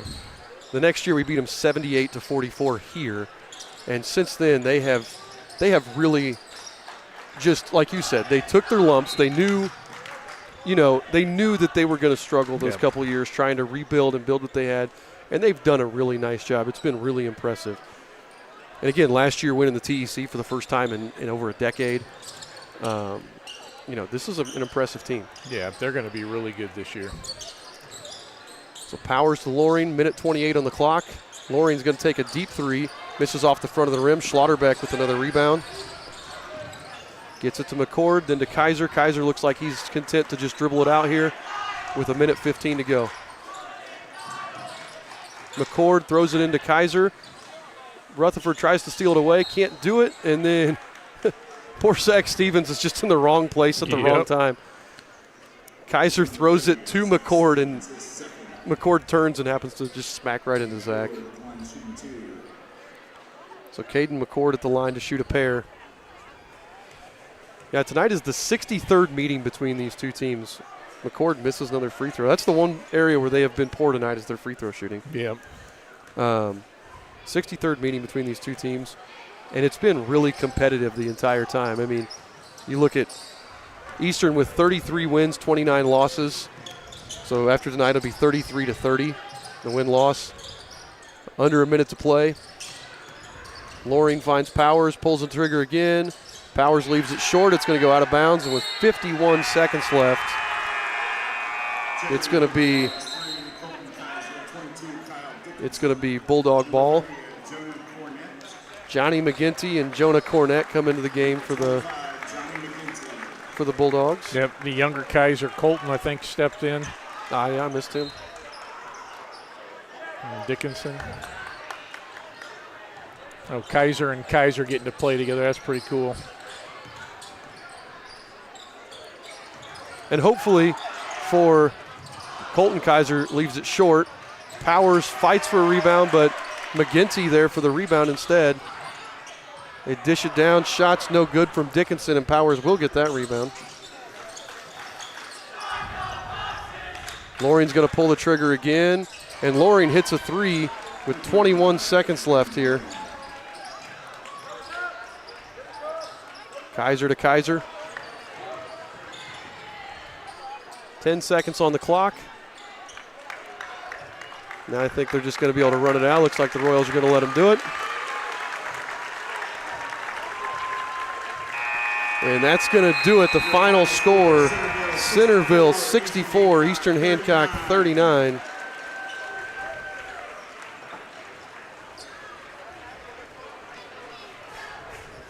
Centerville's going to move to 1-0 on this young season.